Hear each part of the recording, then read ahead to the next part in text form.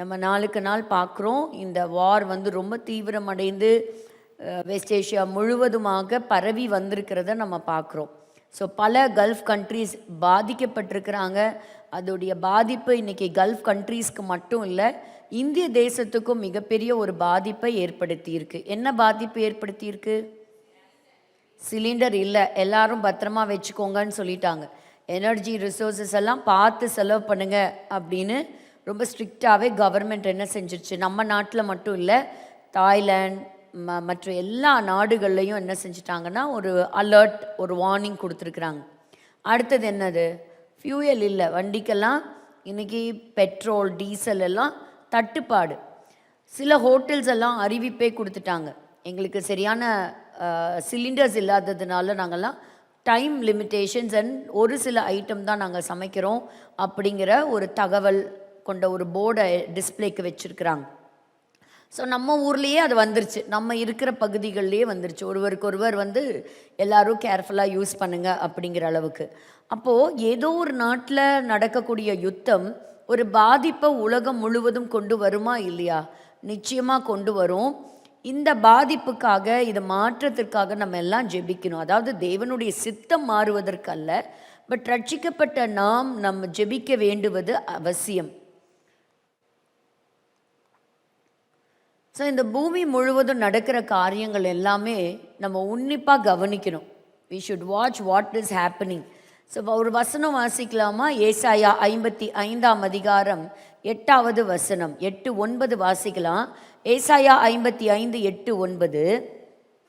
உயர்ந்திருக்கிறது. So God's plans are always the best and it is for good. பல விஷயங்களுக்கு நம்ம வந்து ஆன்சர் தேடி அலையிறோம் பாருங்க. ஆனால் ஆண்டவர் சொல்கிறாரு, ஆண்டவருடைய வழிகள்லாம் ரொம்ப ஆச்சரியமானது. It is all so mysterious and unpredictable. So மனுஷனால் கண்டுபிடிக்கவே முடியாது. ஆனால் ஏன்னா ஆண்டவர் சொல்லிட்டாரு, ஏன் நினைவும் உன்னுடைய நினைவும் ஒன்றும் கிடையாது, அது ரெண்டையும் என்ன செய்ய முடியாது, மேட்ச் பண்ணவே முடியாது. ஆனால் ரட்சிக்கப்பட்டவர்களுக்கு தேவனுடைய நினைவுகளை நம்ம புரிஞ்சுக்கிறதுக்கு நிச்சயம் என்ன இருக்கணும்? அந்த தேவ ஞானத்தை, தேவ பலனை பெற்றவங்களாக நம்ம இருக்கணும். அப்போ ஒன்று மட்டும் நம்ம புரிஞ்சுக்கிறோம், என்னது? நமக்கு புரியல அப்படின்னாலும் முழுவதையும் ஆட்சி செய்கின்ற தேவனுடைய திட்டங்கள் அது நன்மைக்கு ஏதுவான திட்டங்கள் தான். God's ways are always the best. இன்றைக்கி இருக்கக்கூடிய கரண்ட் வேர்ல்டு அஃபேர்ஸ் எல்லாம் நம்ம பார்க்கும்போது, உலகம் முழுவதும் நடக்கக்கூடிய நிகழ்ச்சிகளை நம்ம பார்க்கும்போது பல சமயத்தில் நமக்கு பயமாக இருக்குது. ரெண்டாவது, சில சமயம் நம்பிக்கை இழந்தது போல் இருக்குது. எல்லா விஷயங்களும் கைமீறி போன மாதிரி, இது ஒரு கண்ட்ரோலுக்கே வராதா? என்னதான் இந்த உலகத்தில் நமக்கு நடக்குது? எங்கே சுற்றி பார்த்தாலும் யுத்தங்கள், கொடுமையான காரியங்கள், பாவங்கள், ஜனங்கள் வந்து ரொம்ப கஷ்டப்படுறத நம்ம பார்க்குறோம். People are suffering so badly. அதெல்லாம் நம்ம பார்க்கும்போது அப்போ இதெல்லாம் நம்மளுடைய புத்திக்கு அப்பாற்பட்ட சிந்தனைகள். அப்போ வந்து நம்ம என்ன செய்யக்கூடாது, நம்ம சோர்ந்து போயிடக்கூடாது.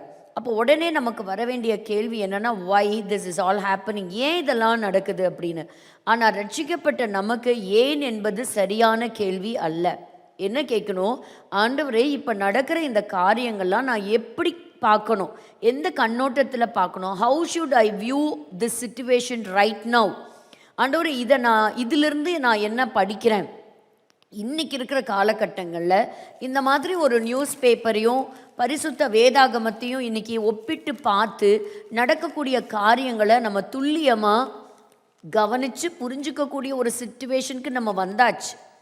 அப்படி வேகமாக என்ன நடக்குதுன்னா, வேதாகமத்தில் எழுதப்பட்ட தீர்க்க தரிசனங்கள் ரொம்ப துல்லியமாகவே நடந்துட்டுருக்கிறத நம்ம பார்க்குறோம்.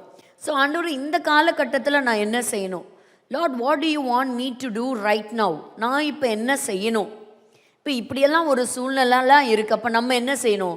கர்த்தருடைய ஜனங்கள் ஆதி நாட்கள் என்ன செய்தாங்க? இந்த மாதிரி சிச்சுவேஷன்லாம் வரும்போது சாப்பிட்டு தூங்கிட்டாங்களா? இல்லை எங்கேயோ நடக்குது, கரெக்ட், என்ன பண்ணாங்க? உபவாசித்தாங்க. உபவாசித்து அவங்க ஜெபித்தாங்க. பாருங்க, ஒரு சாதாரண ஒரு ஒரு என்ன சொல்கிறது, ஒரு ஃபாஸ்டிங் அப்படின்னு சொல்லும்போது அது முதல்ல நம்மளுடைய உடல் ரீதியாகவே என்ன செய்யுது, சில காரியங்களை மாற்றத்தை நம்மளுடைய உடம்புல முதல்ல கொண்டு வருது. when you fast என்ன செய்யுது? நம்மளுடைய உடம்பு வேலை செய்கிறதுக்கு எனர்ஜியை தேடி அலையுது, அதுக்கு சாப்பாடை தேடி அலையுது. சாப்பாடு கிடைக்கலங்கும் போது ஐயோ சாப்பாடே கிடைக்கலையே, ஒவ்வொரு ஆர்கனும் வேலை செய்யணும், அப்போ அதுக்கு தேவையான எனர்ஜியை ஜென்ரேட் பண்ணணும். அப்போ என்ன பண்ணும், நம்ம உடம்புல எங்கெங்கெல்லாம் இருக்கோ அந்த பழைய ஃபஸ்ட்டு அந்த கார்போஹைட்ரேட்ஸ் எடுக்குது, அதுக்கப்புறம் ஸ்டோர் ஆகியிருக்கக்கூடிய பழைய கெட்ட கொழுப்புகள்லாம் எடுக்குது, அந்த கொழுப்புகளை எல்லாம் எடுத்து என்ன செய்ய ஆரம்பிக்குது, எரிக்க ஆரம்பிக்குது. So it generates the energy. So ஆட்டோமேட்டிக்காக 3வது நாளில் சொல்கிறாங்க. ஸோ நம்ம வந்து ஒரு ஃபாஸ்டிங் இருக்கும்போது 3வது நாளுக்கு போகும்போது உடம்புல இருக்கக்கூடிய அனைத்து செல்ஸ் இந்த பாடி, சரீரத்தில் இருக்கக்கூடிய எல்லா செல்லும் எத்தனையுமே புதுசாக மாறுதான். ஸோ பழசெல்லாம் என்ன செய்யுது, இட்ஸ் ஆல் ஈட்டன் அப். அப்போ இவ்வளோ பெரிய மாற்றங்கள் இந்த சரீரத்திலேயே வருதே. அப்போ ஆண்டவருடைய சமூகத்தில் ஜெபத்தில் காத்திருக்கும்போது ஆவிக்குரிய மாற்றம் 3வது நாளில் என்னெல்லாம் இருக்கலாம். அப்படி தான் நம்ம எஸ்தருடைய ராஜாத்திக்காவுடைய வாழ்க்கையில் பார்க்குறோம். 3வது நாளிலே ஒரு மாற்றம் வந்தது. அவளுடைய சரீரத்தில் மாற்றம் அல்ல, ஆத்துமாவிலும் ஒரு மாற்றம் இருந்தது. ஸோ உபவாசித்து நம்ம ஜெபிக்கணும். ஸோ இன்றைக்கி பலவிதமான நூதன உபதேசங்கள், கிருபையின் காலம், அதனால் ஜெபிக்க வேண்டாம். சரி, இயேசு கிறிஸ்துவினுடைய காலத்துக்கு பிற்பாடு வந்த அப்போஸ்தலனாகிய பவுல் சொல்கிறாரு, கிடைச்ச இடத்துலலாம் என்ன பண்ணார், முழங்கால் படியிட்டு ஜெபித்தார்கள், இரவு பகல் ஜெபித்தார்கள், உபவாசித்து ஜெபித்தார்கள், கர்த்தரை துதித்து ஜெபித்தார்கள். ஸோ இந்த நேரம் சபை தூங்க வேண்டிய நேரம் கிடையாது. The church should be very much alert. இந்த காலகட்டங்கள் ரொம்ப ரொம்ப அவசியம். அநேகர் என்னிடத்தில் கேட்கக்கூடிய ஒரு காரியம் என்னென்னா, ஐயோ இந்த யுத்தம் வந்து எப்படி முடியும், ஏன்னா யாருமே எதிர்பார்க்கல, இது மத்திய கிழக்கு நாடுகள் எல்லாம் பரவி எல்லா இடங்கள்லையும் இஸ்லாமிய நாடுகளை தாக்கி அங்கே ஒரு சேதத்தை உண்டாக்கும்னு யாருமே நினச்சி பார்க்கவே இல்லை. அப்போ இதுதான் கடைசியா அப்படின்னு சொல்லி, இப்போ கடைசியாக என்ன ஆகுது, இப்போ பாருங்கள், ஈரானுக்கு உதவி செய்வதற்காக ரஷ்யா உள்ள வருது. ஐயோ ரஷ்யா உள்ள வருதே, அப்போ இதுதான் கடைசி யுத்தமா? ஏன்னா கடைசி யுத்தத்தில் யாரும் ஒன்று சேரணும், யுத்தத்தில் ரஷ்யாவும் ஈரானும் ஒன்று சேரணும். ஸோ இப்போ அப்படி இருக்கே, அப்போ உலகத்தினுடைய முடிவுக்கு வந்துட்டோமா? எந்த யுத்தம் எங்கே வந்தால் என்ன, ரட்சிக்கப்பட்ட ஜனங்களுக்கும் நடக்க போகிற கோகு மாகோகு யுத்தத்துக்கும் சம்பந்தம் இல்லை. அது இஸ்ரேல் தேசத்தோடு நடக்க போகிற ஒரு யுத்தம். சபையானது விழித்திருந்து மணவாட்டியாகிய கிறிஸ்து வர்றதுக்கு காத்திருக்கணும். ஏன்னா அவருடைய வருகை எப்போ தெரியுமா, யாருக்கும் தெரியாது, எப்போ வேணால் இருக்கலாம். அப்போ எந்த டே எந்த டைமுன்னு தெரியாதே தவிர, ஆனால் இந்த ஆர்டர் ஆஃப் த ஈவெண்ட்ஸ் நடக்குது பாருங்க, இதெல்லாம் வந்து ஒரு அரேஞ்ச்மெண்ட்ஸ். இதெல்லாம் வந்து ஆண்டவர் என்ன செய்கிறாங்க, அழகாக கண்களுக்கு முன்பாக இந்த வேதாகமத்தை நம்ம படிக்கிற நமக்கு அந்த ஞானத்தை கொடுக்க ஆண்டவர் இது எல்லாத்தையும் காமிக்கிறாங்க. ஸோ நடக்கிற யுத்தங்கள் எல்லாம் எங்கேயோ நடக்குது அப்படிங்கிறத விடக்கூடாது. It all shows how much we are close to the coming of Christ. ஆண்டவரை சந்திக்கிறதுக்கு நீங்கள் ஆயத்தமாக இருக்கிறீங்களா? ஆமாம், நம்ம கிரியையினால் நம்ம வந்து நீதிமான்கள் ஆகலை, அவருடைய கிருபையினால தான் நம்ம நீதிமான்கள் ஆகிருக்கிறோம். நான் நல்லது செஞ்சேன், நான் வந்து உதவி செஞ்சேன், நான் காசு கொடுத்தேன், நான் சர்ச்சுக்கு வந்தேன், தசமப்பா, அதெல்லாம் இல்லை. நம்ம அவருடைய நீதினால் நம்மெல்லாம் கெட்டவங்க தான், நம்மெல்லாம் ஆண்டவருக்கு துரோகிகளாக இருந்தவங்க தான், அவருக்கு தூரமாக இருந்தவங்க தான். எந்த விதத்துலேயும் வந்து பரலோக ராஜ்யத்திற்கு நம்ம அந்தளவுக்கு தகுதியானவர்களாக நாமளே கேட்டு பார்த்தா, நமக்கு மார்க்கு கொடுக்கணுன்னா பல சமயம் நமக்கு ஃபெயில் மார்க்கு கொடுக்குற அளவுக்கு தான் நம்ம இருக்கிறோம். ஆனால் கர்த்தர் நம்மை தேடி வந்தார். இந்த உலக தோற்றத்திற்கு முன்பாகவே அவர் நம்மை முன்குறித்திருக்கிறார். So it is by the agape love of Christ, கர்த்தருடைய அன்பு.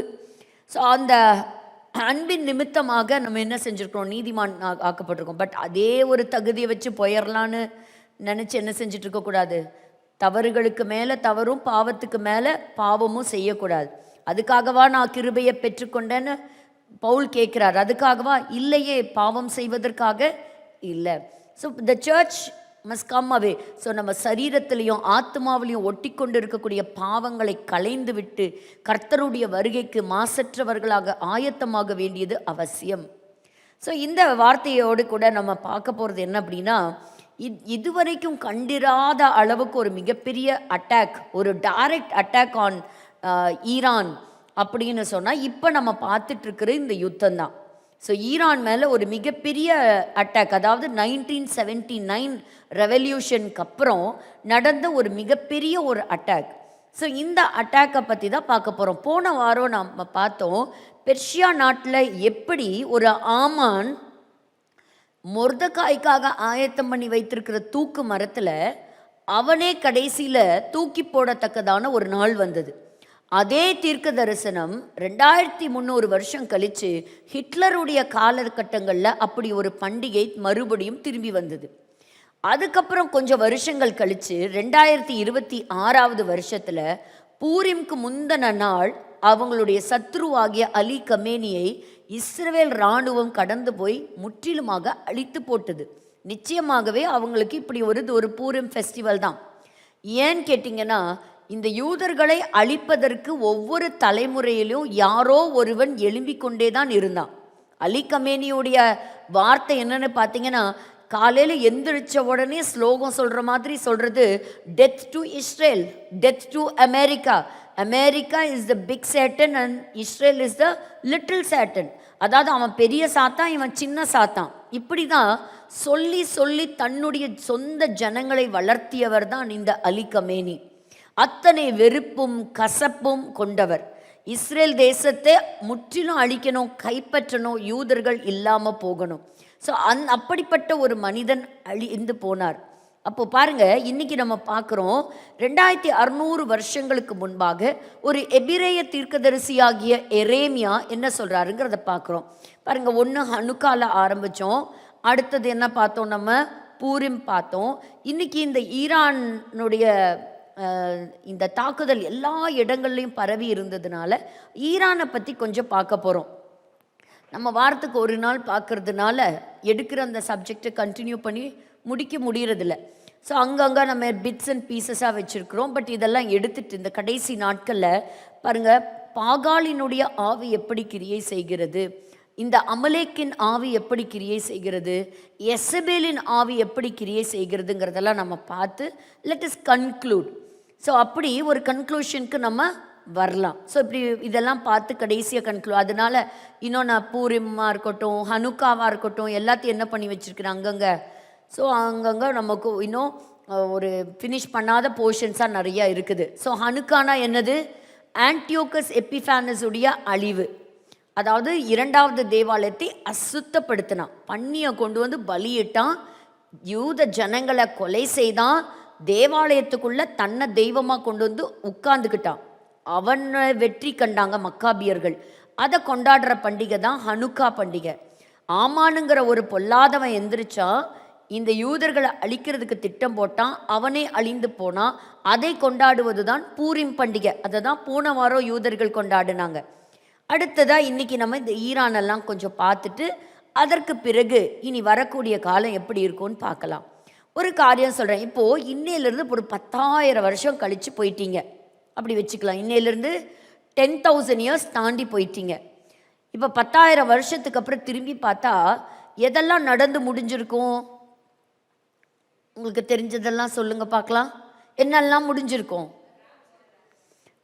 ராப்சர் முடிஞ்சிருக்கும், ரகசிய வருகை. சிலர் சொல்கிறாங்க, என்ன பைத்தியக்காரி மாதிரி பேசிகிட்டு இருக்கிற ரகசிய வருகை. ரகசிய வருகை நிச்சயமாக உண்டு. கர்த்தர் சபையை கொண்டு போய் உபத்திரவ காலத்தில் விடமாட்டார். அதை நீங்கள் நம்புறதும் நம்பாததும் அது அவர்களுடையது. நான் இந்த வேதத்தை நான் விசுவாசிக்கிறேன். நான் ஆண்டவர் ஒரு நாள் சந்திப்பேன், ஆண்டவர் ஒரு நாள் என்னை கூட்டிகிட்டு போவார். அது எனக்கு இருக்கிற நம்பிக்கை. ஸோ இந்த ராப்சர் நடந்து முடிஞ்சிருக்கும். அப்புறம் இந்த யுத்தங்கள்லாம் முடிஞ்சிருக்கும். 1000 வருஷம் அரசாட்சி முடிஞ்சிருக்கும். அப்புறம் என்ன முடிஞ்சிருக்கும்? கோகு மாகோக யுத்தம்லாம் முடிஞ்சிருக்கும். அதெல்லாம் இப்போ ஓல்டு நியூஸ். இப்போ நம்ம இப்போ எந்த வருஷத்தில் இருக்கிறோம்? 10,000 வருஷம் தள்ளி வந்திருக்கோம். அப்போ இந்த நியூஸ் எல்லாம் என்ன நியூஸு? இதெல்லாம் பழைய நியூஸு. அப்புறம் ஜட்ஜ்மெண்ட் முடிஞ்சிருக்கும் இல்லையா? கரெக்டாக இல்லையா? இதெல்லாம் முடிஞ்சிருக்கும். இப்போ எங்கே இருக்கீங்க? ஆண்டவரோடு கூட ஒரு நித்திய ராஜ்யத்திற்குள்ளே இருக்கிறோம். ஸோ அதுக்கு முன்னாடி கர்த்தர் தீர்ப்பு யாருக்கெல்லாம் வச்சாச்சு? பிசாசுக்கும் அவனுக்கும் ஏற்படுத்தப்பட்ட சில காரியங்கள் எல்லாம் தீர்ப்பு கொடுத்தாச்சு. ஒரு சில வசனங்கள் வாசிக்கலாமா? அதுக்கு முன்னாடி இப்போ ஒரு கேள்வி. எந்த இடத்துல கூட்டம் நிறையா இருக்கணும்? பரலோகத்திலையா நரகத்திலையா? பரலோகத்தில் தான் நமக்கு கூட்டம் அதிகமாக இருக்கணும். ஹல்லேலூயா. ஒரு முடிவு உண்டு. வெளிப்படுத்தல் 20:10 பாருங்க. வெளிப்படுத்தல் 20:10. பிசாசானவன் மிருகமும் கள்ள தீர்க்கதரிசியும் இருக்கிற இடமாகிய அக்கினியும் கந்தகமுமான கடலிலே தள்ளப்பட்டான். அவர்கள் இரவும் பகலும் சதா காலங்களிலும் பாதிக்கப்படுவார்கள். சதா காலங்களிலும் பாதிக்கப்படுவார்கள். அப்ப இந்த இடத்துல என்ன இருக்கும்? பிசாசெல்லாம் போயிருப்பான். அப்போ மோசம் போக்கின பிசாசானவன், மிருகம், த பீஸ்ட், கள்ள தீர்க்கதரிசி எல்லாம் எங்க போயாச்சு? அக்கினியும் கந்தகமான எரி நரகத்திற்குள்ள தள்ளப்பட்டாச்சு. இப்போ நான் எங்கே இருப்பேன், நீங்கள் எங்கே இருப்பீங்க? வெளிப்படுத்தல் 22:5 வாசிக்கலாம். அங்கே ராக்காலம் இராது, விளக்கும் சூரியனுடைய வெளிச்சமும் அவர்களுக்கு வேண்டுவதில்லை. தேவனாகிய கர்த்தரே அவர்கள் மேல் பிரகாசிப்பார். அவர்கள் சதா காலங்களிலும் அரசாளுவார்கள். அவர்கள் சதா காலங்களிலும் அரசாளுவார்கள். தேவனோடு கூட இணைந்து காலங்கள், there is an indefinite time and God is infinite. So அவரோடு கூட சதா காலங்களும். இனி என்ன கிடையாது? கவலை கிடையாது, கண்ணீர் கிடையாது, பசி கிடையாது, யுத்தங்கள் கிடையாது. இப்படி நாளைக்கு சிலிண்டர் வருமா, நாளைக்கு வண்டிக்கு பெட்ரோல் கிடைக்குமா, இந்த ஹோட்டல் திறந்துருக்குமா, வியாபாரம் நடக்குமா, இதை பற்றியெல்லாம் ஒரு கவலையும் இல்லை. ஏன்னா அங்கே ராக்காலமே கிடையாது. ஏன்னா விளக்கும் சூரியனுடைய வெளிச்சமும் அவர்களுக்கு வேண்டுவது இல்லை. அப்படியா? ஆமாம், 3வது நாளே வெளிச்சம் உண்டாக கடவுதுன்ட்டார். ஆனால் சூரியனை என்னமோ கர்த்தர் பின்னாடி தான் உண்டாக்குனார். ஸோ பாருங்க, அப்போ அந்த எப்படி அப்படி ஒரு ஆரம்பம் இருந்ததோ அந்த கிரியேஷனில், அதே மாதிரி நமக்கு வெளிச்சமாக அவரே இருக்கிறார். அப்போ அப்படிப்பட்ட ஒரு நித்திய வாழ்க்கைக்குள்ள, நித்திய ஆளுமைக்குள்ள தான் நம்மெல்லாம் என்ன ஆகிட்டு இருக்கிறோம்? இங்கே நம்மளும் ரெடி ஆகுறோம், மற்றவங்களையும் ரெடி பண்ணுறோம். மற்றவங்களையும் ரெடி பண்ணணும். ஏன்னா அதுதான் ஆண்டவர் நமக்கு கொடுத்துருக்கிற மிகப்பெரிய தி கிரேட் கமிஷன். ஸோ இந்த நாட்களை நம்ம பயன்படுத்திக்கணும். இந்த நாட்களை நம்ம உபவாசிக்கலாம், இந்த நாட்களை நம்ம ஜெபிக்கலாம். நம்முடைய பட்டணம் ஆண்டவருக்கு சொந்தமாகணும். ஆண்டவரை பற்றி தெரியாத ஜனங்கள் ஆண்டவரை தெரிஞ்சுக்கணும் இல்லையா? ரட்சிக்கப்படணும், ஞானஸ்நானம் எடுக்கணும். ஒருத்தர் கூட பாதாளத்திற்கு கூட போயிடக்கூடாது. நமக்கு தெரிஞ்சவங்களெல்லாம் பாதாளத்தில் பார்க்க விரும்புவோமா? நிச்சயமாகவே இல்லை. ஆனால் ஆண்டவர் ஒரு முடிவை வச்சிருக்கிறார். அது எங்கே சொல்லியிருக்கிறாரு? மத்தேயு எழுதிய சுவிசேஷம் 13ஆம் அதிகாரம் 39வது வசனத்தில் வாசிக்கும்போது, மத்தேயு 13:39, அவைகளை விதைக்கிற சத்துரு பிசாசு, அறுப்பு உலகத்தின் முடிவு. அறுப்பு உலகத்தின் முடிவு. இப்போ சில பண்டிகைகள்லாம் யூதர்கள் கொண்டாடுறாங்க. நிறைய நாள் நம்ம பண்டிகையை பற்றியே படித்தோம். அதெல்லாம் ஞாபகம் இருக்க? இப்போ பண்டிகையை பற்றி கேள்வி கேட்டா, ஸோ 2 அறுப்பின் பண்டிகை. முதல் அறுப்பின் பண்டிகை என்னது? என்ன என்ன அறுவடை செய்வாங்க? பார்லி, வார்கோதுமை. 2வது கோதுமை, 3வது திராட்சை. அப்போ ஒரு அறுவடை இருக்குது. அப்போ ஒரு அறுப்பின் பண்டிகை. அப்போ எப்படி பஸ்கா பண்டிகை இயேசு கிறிஸ்துவினுடைய சிலுவையில் நிறைவேறினதோ, பெந்தேகோஸ்தே பண்டிகை மேல் வீட்டறையில் நிறைவேறினதோ, அதி சீக்கிரத்தில் கர்த்தர் இந்த சேர்ப்பின் பண்டிகையை ஆண்டவர் நிறைவேற்ற போகிறார். அதி சீக்கிரத்தில் அவருடைய ஜனத்தை கர்த்தர் கூட்டி சேர்ப்பார். நாளைக்கு பார்த்துக்கலாம் அப்படின்னா கைவிடப்பட்ட இடத்துல போயிடுவோம். இன்றைக்கே ரட்சணிய நாள். நம்ம இன்னைக்கே என்ன செய்யணும்? ஆயத்தப்படணும். ஆண்டவரை சந்திக்கிற ஆயத்தம் நம்மக்கிட்ட இருக்கணும். Praise the Lord. ஸோ இந்த இடத்துல நம்ம ஈரானை பற்றி இன்னைக்கு பார்க்க போகிறோம். ஈரானுடைய பழைய பேர் என்னன்னு சொன்னோம்? பெர்ஷியா. பெர்ஷியாவுக்கும் முன்னாடி இருந்த ஒரு பேரை பற்றி தான் இன்றைக்கி நம்ம பார்க்க போகிறோம். அது எங்கே ஃபஸ்ட்டு சொல்லப்பட்டிருக்கு அப்படின்னு சொன்னால், ஆதியாகமம் 14ஆம் அதிகாரம் 1 வசனத்துக்கு போகலாம். ஆதியாகமம் 14 1 வசனம். சினேயாரின் ராஜாவாகிய அம்ராபேலும், ஏலாசாரின் ராஜாவாகிய அரியோகும், ஏலாமின் ராஜாவாகிய கெதர்லா கோமேரும், ஜாதிகளின் ராஜாவாகிய திதியாலும் இருந்த நாட்களில். அப்போ இங்க ஏலாம் அப்படின்னு சொல்லக்கூடிய நாடு தான் ஈரான்.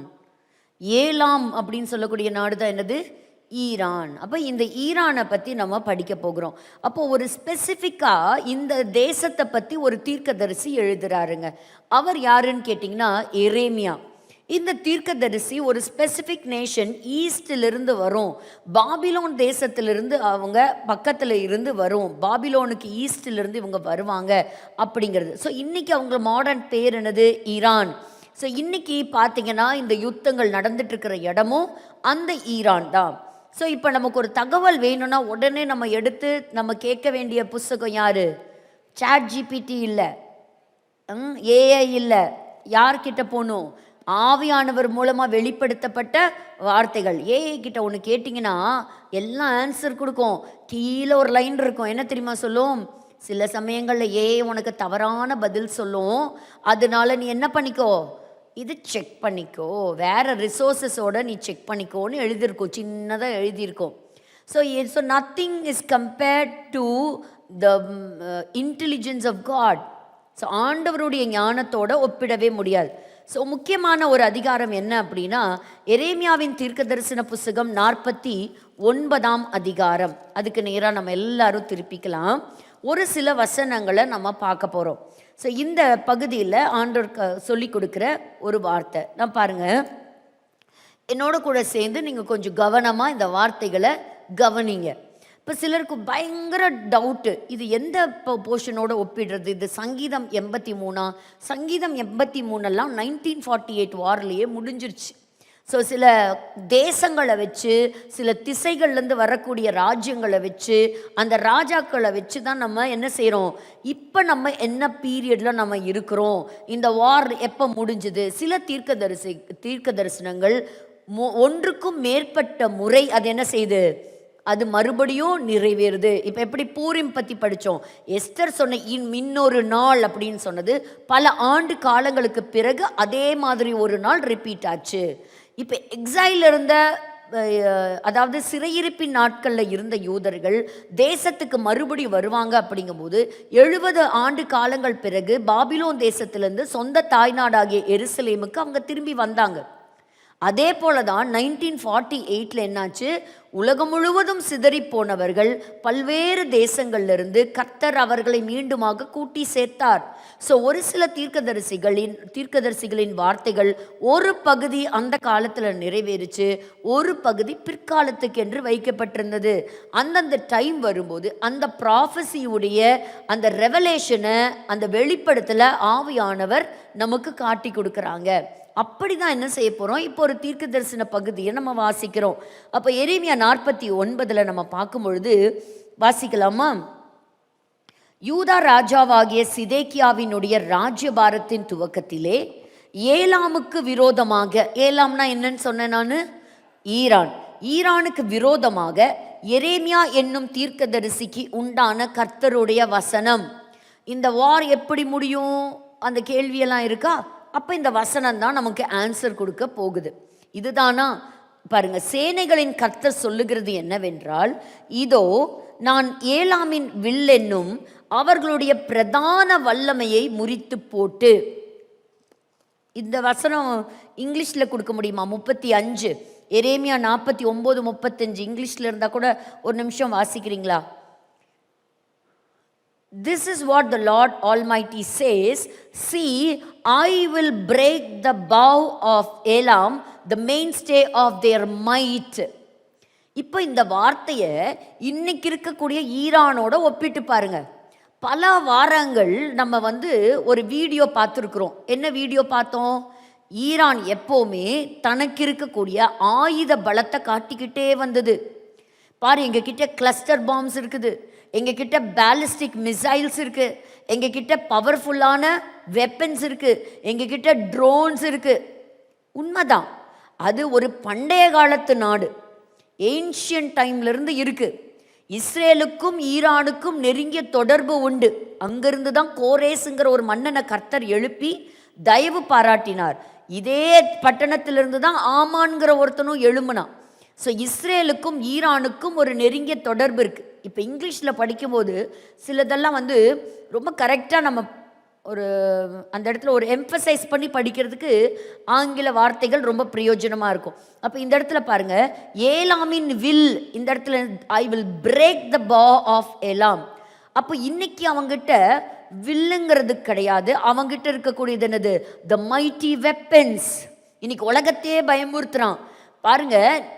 ட்ரம்ப் சொல்றாங்க, நான் வந்து இந்த ஸ்ட்ரெயிட் ஆஃப் ஹார்முஸுங்கிற அந்த பகுதியை நீ அந்த கப்பல் போக முடியாமல் நீ வந்து வழியை தடுத்தினா என்னுடைய தாக்குதல் 20 மடங்கு நான் அதிகரிக்க போகிறேன் அப்படின்னோடனே, அப்போ பாருங்க இவங்க சொல்கிறாங்க, ஓ உயிர் போகாமல் நீ பத்திரமா உன்னை பார்த்துக்கோ, எங்களால் இந்த யுத்தத்தை பல ஆண்டு காலங்கள் கூட நாங்கள் வந்து தொடர்ந்து நாங்கள் என்ன செய்ய முடியும்?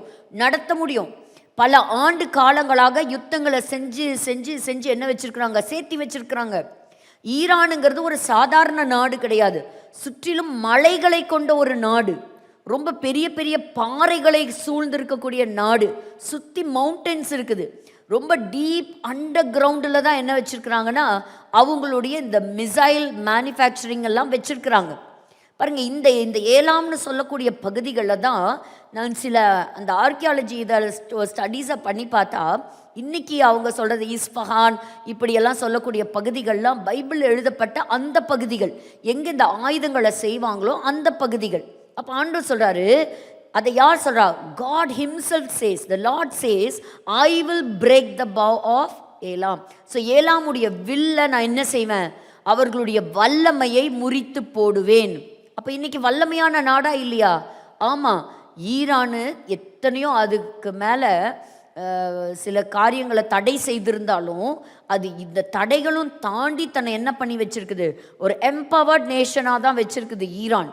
அடுத்தது பாருங்க, பிரதான வல்லமையை முறித்து போட்டு வானத்தின் 4 திசைகளிலும் இருந்து 4 காற்றுகளை ஏலாமின் மேல் வரப்பண்ணி அவர்களை இந்த எல்லா திசைகளிலும் சிதறடிப்பேன். இது ஒரு பகுதி ஏற்கனவே நடந்திருக்கு. ரெவல்யூஷன் ஏற்கனவே, இந்த ரெவல்யூஷன் வந்தப்போ அங்கே இருந்தவர்கள் ஏராளமான ஜனங்கள் சிதறி போயிட்டாங்க. அங்கே இருக்கக்கூடிய இஸ்லாமியர்கள் பேர்லாம் என்னென்னா ஷியா முஸ்லிம்ஸ். ஸோ பல நாடுகளுக்குள்ளே அவங்க இருக்கிறாங்க. நெருக்கங்கள் வந்த பொழுது அவங்கெல்லாம் போனாங்க. 1979 நான் ஏலாமியரை அவர்கள் சத்துருக்களுக்கு முன்பாகவும் அவர்கள் பிராணனை வாங்க தேடுகிறவர்களுக்கு முன்பாகவும் கலங்க பண்ணி என் கோபத்தின் உக்கிரமாகிய தீங்கை அவர்கள் மேல் வரப்பண்ணுவேன் என்று கர்த்தர் சொல்லுகிறார். அவங்களுக்கு இருக்கிற எனிமி யாரு? இப்போ கரண்ட் எனிமி ஈரானோட எனிமினா யாரு? ஃபஸ்ட்டு எனிமி இஸ்ரேல், அடுத்தது அமெரிக்கா. பாருங்க, நான் அவர்களை நிர்மூலமாக்கும் மட்டும் பட்டயத்தை அவர்களுக்கு பின்னாக அனுப்பி. ஸோ அந்த ஏலாமை பற்றி சொல்லும் பொழுது அவர்கள் நிர்மூலமாக்கப்படுவார்கள், அவர்கள் கலங்கடிக்கப்படுவாங்க, அவங்க துரத்தி விடப்படுவாங்க, அவங்களுடைய வல்லமையை நான் பிடுங்குவேன் அப்படின்னு சொல்கிறத நம்ம பார்க்குறோம். என் சிங்காசனத்தை ஏலாமிலே வைத்து அப்படின்னா என்ன அர்த்தம்? ஆண்டவர் அந்த இடத்துல கண்ட்ரோல் எடுப்பார். God will rule. அங்கே இருந்து ராஜாவையும் பிரபுக்களையும் அழித்து போடுவேன் என்று கர்த்தர் சொல்லுகிறார். இப்போ அங்கே இருந்து இப்போ கரண்டாக ராஜான்னு சொல்கிறது யாராக இருந்தாங்க? ராஜான்னு சொல்கிறது அலி கமேனியை நம்ம சொல்லலாம். So because he is called to be the supreme leader. அப்போ இங்கே பார்க்குறோம் நம்ம, அங்கே இருந்து ராஜாவையும் பிரபுக்களையும் அழித்து போடுவேன். இதுதான் கொஞ்சம் நாளாகவே என்ன நடக்குது, நடந்துகிட்டே வருது.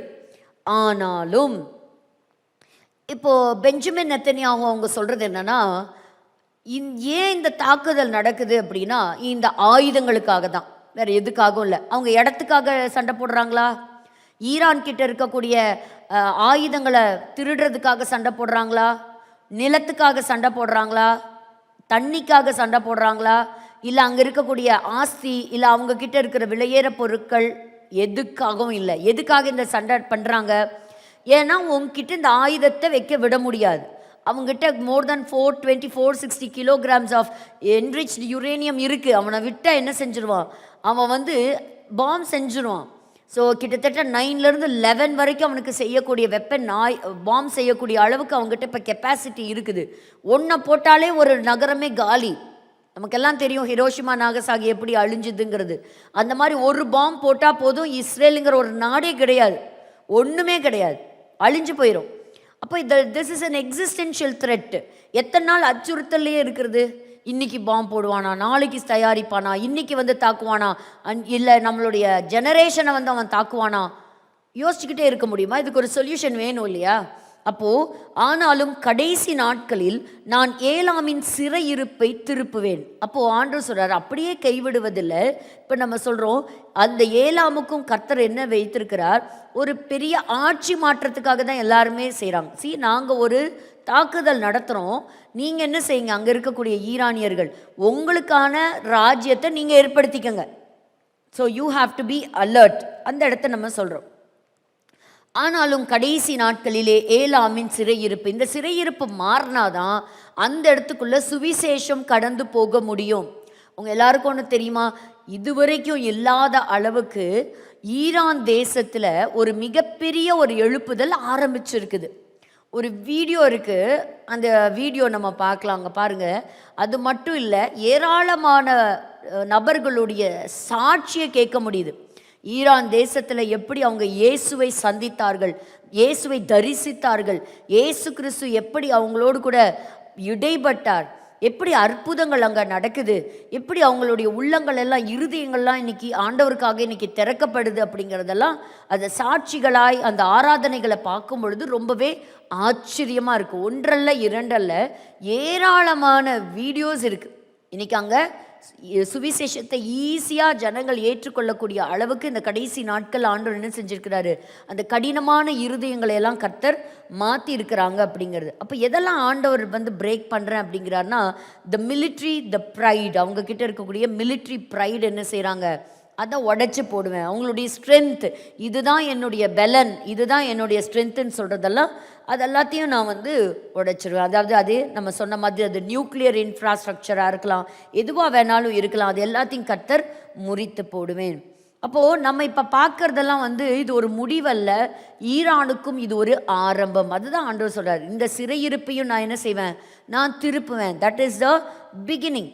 பட் இருந்தாலும் நம்ம கடைசி நாட்களில் யுத்தங்கள் வரும்பொழுது, ரஷ்யா வரும்பொழுது, ரஷ்யாவோட கூட இணைந்து வரப்போவது எதுதான்? இந்த ஈரானுடைய பேரும் இருக்குது. So one of the oldest civilisation, இவங்களை பற்றி என்ன சொல்லப்பட்டிருக்குங்கிறத பார்க்கலாம். அதுக்குள்ளே இந்த வீடியோ இருந்தால் ப்ளே பண்ணுங்கள். ஏசாயா 22ஆம் அதிகாரம் 6வது வசனம். ஏசாயா 22 6வது வசனம். ஏலாமியன் அம்பரா தூணியை எடுத்து ரதங்களோடும் காலாட்களோடும் குதிரை வீரரோடும் வருகிறான், கீர் கேடகத்தை வெளிப்படுத்தும். பாருங்க, அம்பார தூணியை எடுத்து ரதங்களோடும் காலாட்களோடும் குதிரை வீரரோடும் வருகிறான். இன்றைக்கும் பார்த்தீங்கன்னா அவங்களுடைய காலாட்படை IRGC சொல்லக்கூடிய மிகப்பெரிய இந்த அயத்தோலா கமீனி அவருடைய இராணுவ படையினே சொல்லலாம். ஸோ இப்படி அவங்களுக்கு ஒரு மிகப்பெரிய ட்ரூப் இருக்குது. ஈரானில் இருக்கக்கூடிய அந்த கண்ட்ரியுடைய மிலிட்ரியில் பாதி அளவுக்கு எப்படி இருக்குன்னா, ஈரானுடைய IRGCயில் அத்தனை மனிதர்கள் இருக்கிறாங்க.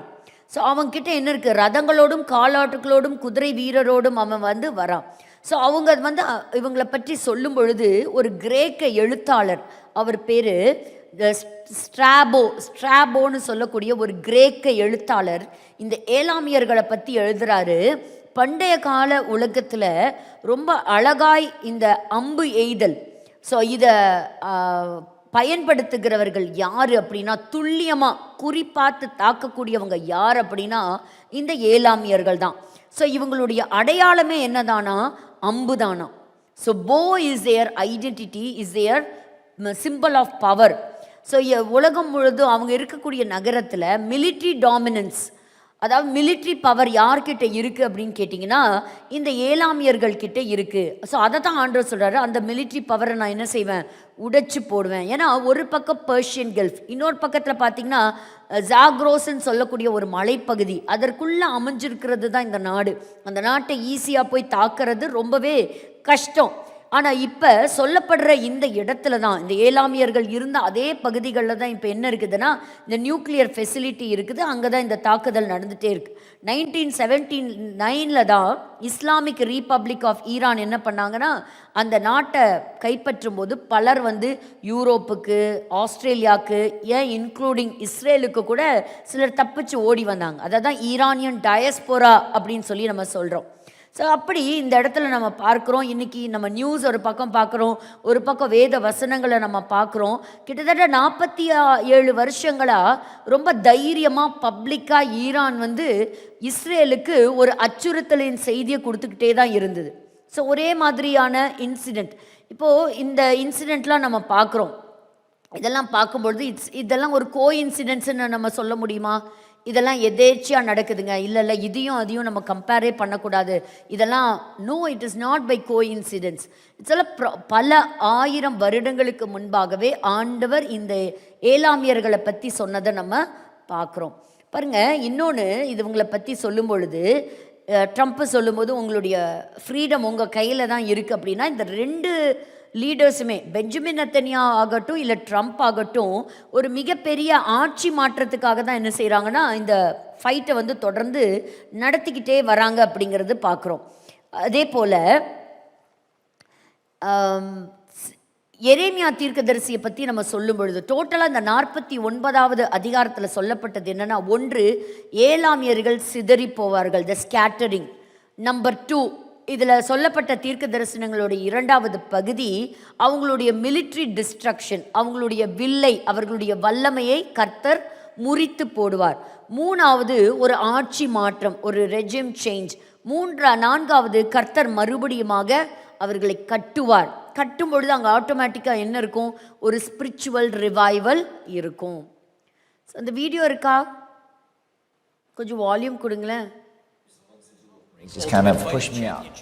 How do you approach your personal compatibility with being an Iranian-born American with the perception that the two ideologies are incompatible? I consider myself an American. I've spent most of my life here. I've had freedoms here that I didn't have in Iran, and I've been able to use that to be the person that I am now. But at the same time, those are my people back there. I still have family back there. And then just not them in general. I want to recognize that suffering, and I want to, I want to love on them. Being tethered to both countries. What is So ஒரு sports person அவர் சாட்சி சொல்லும்போது to all the people of Iran, he is from Iran. So I am from Iran. ஈரானில் இருக்கக்கூடிய மக்களுக்கு நான் சொல்லக்கூடிய ஒரு செய்தி என்னன்னா, இயேசு கிறிஸ்துவே உண்மையான தேவன். இன்னொரு வீடியோ கூட இருந்தது, அவங்களுடைய ஆராதனைக்குரிய ஒரு video. Empathy from where you sit, how you feel. What's most foundational when it comes to sitting in the seat of another? How do you approach your personal compatibility? That's always the first question, I guess, you should ask. Why should you put yourself in somebody else's shoes? And then you remember what the Lord says. To love God, close பண்ணிடலாம். and love your neighbor. I've spent most of my life here. இந்த video வரும்போது பார்ப்போம். இப்போ எரேமியாவோட தீர்க்க தரிசன வார்த்தைகள்லேருந்து ஒரு சில வார்த்தைகளை நம்ம பார்க்கும்போது, ஒன்று அவர் சொல்லுவது, பாபிலோன் தேசத்திலிருந்து எத்தனை வருஷம் கழித்து திரும்பி வருவாங்கன்னு சொன்னார்? 70 years. இந்த தீர்க்க தரிசனம் நடந்துச்சா?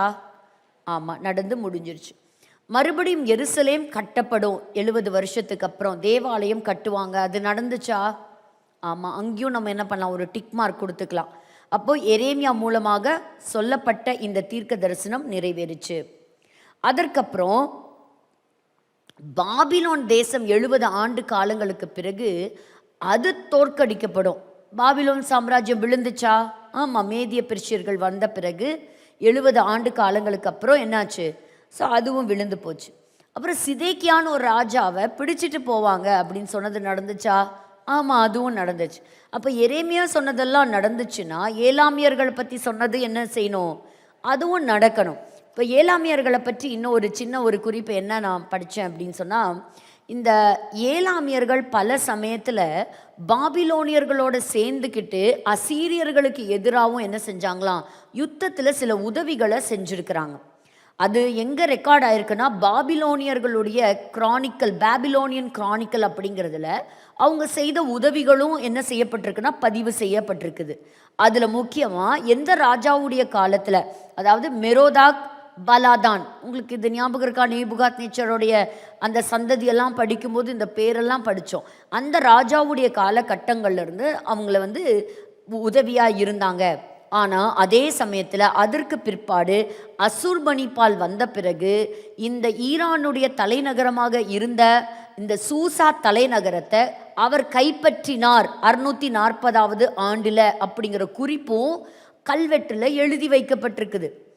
ஒரு முறை அசீரியர்கள் தங்களுடைய கோபத்தை வெளிப்படுத்த என்ன பண்ணாங்களாம், 7ஆம் இந்த நாட்டை சேர்ந்த ஒரு மன்னனை கொன்று உப்பில் அவங்க போட்டு அந்த டெட் பாடியை ப்ரிசர்வ் பண்ணி அதை அப்படியே நினிவே பட்டணத்துக்கு தூக்கிட்டு போயிட்டு அதை முழுவதுமாக டிஸ்ட்ராய் பண்ணி அதை சாம்பலாக்கி அந்த பட்டணம் முழுவதும் தூவினாங்களாம். அந்த அளவுக்கு அசீரியர்கள் அந்த கோபத்தை வெளிப்படுத்தினாங்க அப்படிங்கிறதையும் சொல்லப்பட்டிருக்கு. அதற்கு பிறகு வந்த பிறகு தான் கோரேஸ் மன்னன் வந்த சமயத்தில் தான் மேதியா பெர்ஷியா இன்னைக்கு சொல்லக்கூடிய ஏலாம் இந்த பகுதியெல்லாம் அவர் ஒருங்கிணைத்து ஆட்சி செய்தார். ஸோ இப்படி தான் அந்த ராஜ்யம் என்னாச்சு, எல்லாம் முழுமையாக அவருடைய கண்ட்ரோலுக்கு கீழே வந்தது அப்படிங்கிறத நம்ம பார்க்குறோம். இப்போது ஆண்டவர் சொன்னார் ஃபைனல் ரீகேதரிங். இந்த வார்த்தையை நம்ம ஏன் திரும்ப ரிப்பீட் பண்ணுறோம் அப்படின்னா, இப்போ பார்க்குற இந்த யுத்தம் வந்து கோகு மாகோகு யுத்தம் இல்லை. ஆனால் இந்த யுத்தம் வருவதற்கு 4 முக்கிய அடையாளங்கள் இருக்குது. அதில் ஒரு முக்கியமான அடையாளம் என்னென்னா, they all will be regathered and they will come back to the father's land. So அவர்களுடைய இப்போ மோடி அவர்கள் போனப்போ கூட சொன்னாங்க, உங்கள் நாடு உங்களுக்கு என்னது ஃபாதர்லேண்ட், ஆனால் எங்கள் இந்தியா உங்களுக்கு என்னது மதர்லேண்ட் அப்படின்னு அவர் சொன்னார். ஏன்னா எப்போவுமே யூதர்கள் என்ன சொல்லுவாங்க, முற்பிதாக்களுக்கு கொடுக்கப்பட்ட எங்களுடைய தேசம் ஃபாதர்லேண்டுன்னு தான் சொல்லுவாங்க. ஸோ ஒரு சில வசனங்களை வாசிக்கலாம். எரேமியாவின் புஸ்தகம் 30ஆம் அதிகாரம் 3வது வசனம் 10வது வசனம். எரேமியா 30. இதோ நாட்கள் வருமென்று கர்த்தர் சொல்லுகிறார், அப்பொழுது நான் இஸ்ரவேலும் யூதாவுமாகிய என் ஜனத்தினுடைய சிறையிருப்பை திருப்பி நான் அவர்கள் பிதாக்களுக்கு கொடுத்த தேசத்துக்கு அவர்களை திரும்பி வர பண்ணுவேன், அதை அவர்கள் சுதந்திரித்துக் கொள்ளுவார்கள் என்று கர்த்தர் சொல்லுகிறார். பிதாக்களுக்கு கொடுத்த தேசத்துக்கு அவர்களை திரும்பி வர பண்ணுவேன். ஸோ பிதாக்களுக்கு கொடுத்த தேசம், it is their fathers land. அடுத்த வசனம் வாசிக்கலாமா? 10வது வசனம். ஆகையால் என் தாசனாகிய யாக்கோபே நீ பயப்படாதே, இஸ்ரவேலே கலங்காதே என்று கர்த்தர் சொல்லுகிறார். இதோ நான் உன்னை தூரத்திலும் உன் சந்ததியை தங்கள் சிறையிருப்பின் தேசத்திலும் இராதபடிக்கு இரட்சிப்பேன். யாக்கோபு திரும்பி வந்து அமர்ந்து சுகித்திருப்பான், அவனை தத்தளிக்க பண்ணுகிறவன் இல்லை. அவருக்கு தத்தளிக்க பண்ணுவார் இல்லை. அடுத்த ஒரு வசனம் 31ஆம் அதிகாரம் 8லிருந்து 12 நம்ம வாசிக்கலாம். இதோ நான் அவர்களை வடதேசத்திலிருந்து வரப்பண்ணி அவர்களை பூமியின் எல்லைகளிலிருந்து கூட்டி வருவேன். குருடரும் சப்பானிகளும் கர்ப்பவதிகளும் பிள்ளை தாய்ச்சிகளும் கூட அவர்களில் இருப்பார்கள். மகா கூட்டமாய் இவ்விடத்துக்கு திரும்புவார்கள். அழுகையோடும் விண்ணப்பங்களோடும் வருவார்கள். அவர்களை வழி நடத்துவேன். அவர்களை தண்ணீர் உள்ள நதிகள் அண்டைக்கு இடராத செம்மையான வழியிலே நடக்க பண்ணுவேன். இஸ்ரவேலுக்கு நான் பிதாவாய் இருக்கிறேன், எப்பிராயிம் என் சேஷ்டபுத்திரனாய் இருக்கிறான். ஜாதிகளே, நீங்கள் கர்த்தருடைய வார்த்தையை கேட்டு தூரத்தில் உள்ள தீவுகளில் அறிவித்து இஸ்ரவேலை சிதறடித்தவர் அதை சேர்த்து கொண்டு ஒரு மேய்ப்பன் தன் மந்தையை காக்கும் வண்ணமாக அதை காப்பார் என்று சொல்லுங்கள். கர்த்தர் யாக்கோபை மீட்டு அவனிலும் பலத்தவனுடைய கைக்கு அவனை நீங்களாக்கி விடுவிக்கிறார். அவர்கள் வந்து சீயோனின் உச்சியிலே கெம்பீரித்து கர்த்தர் அருளும் கோதுமை, திராட்சரசம், எண்ணெய், ஆட்டுக்குட்டிகள், கன்றுக்குட்டிகள் என்பவைகளாகிய இந்த நன்மைகளுக்காக ஓடி வருவார்கள். அவர்களுடைய ஆத்துமா நீர்ப்பாய்ச்சலான தோட்டம் போல் இருக்கும். அவர்கள் இனி தொய்ந்து போவதில்லை. ஆமென். ஒரு பியூட்டிஃபுல்லான ப்ராஃபட்டிக்கல் ஸ்கிரிப்சர்.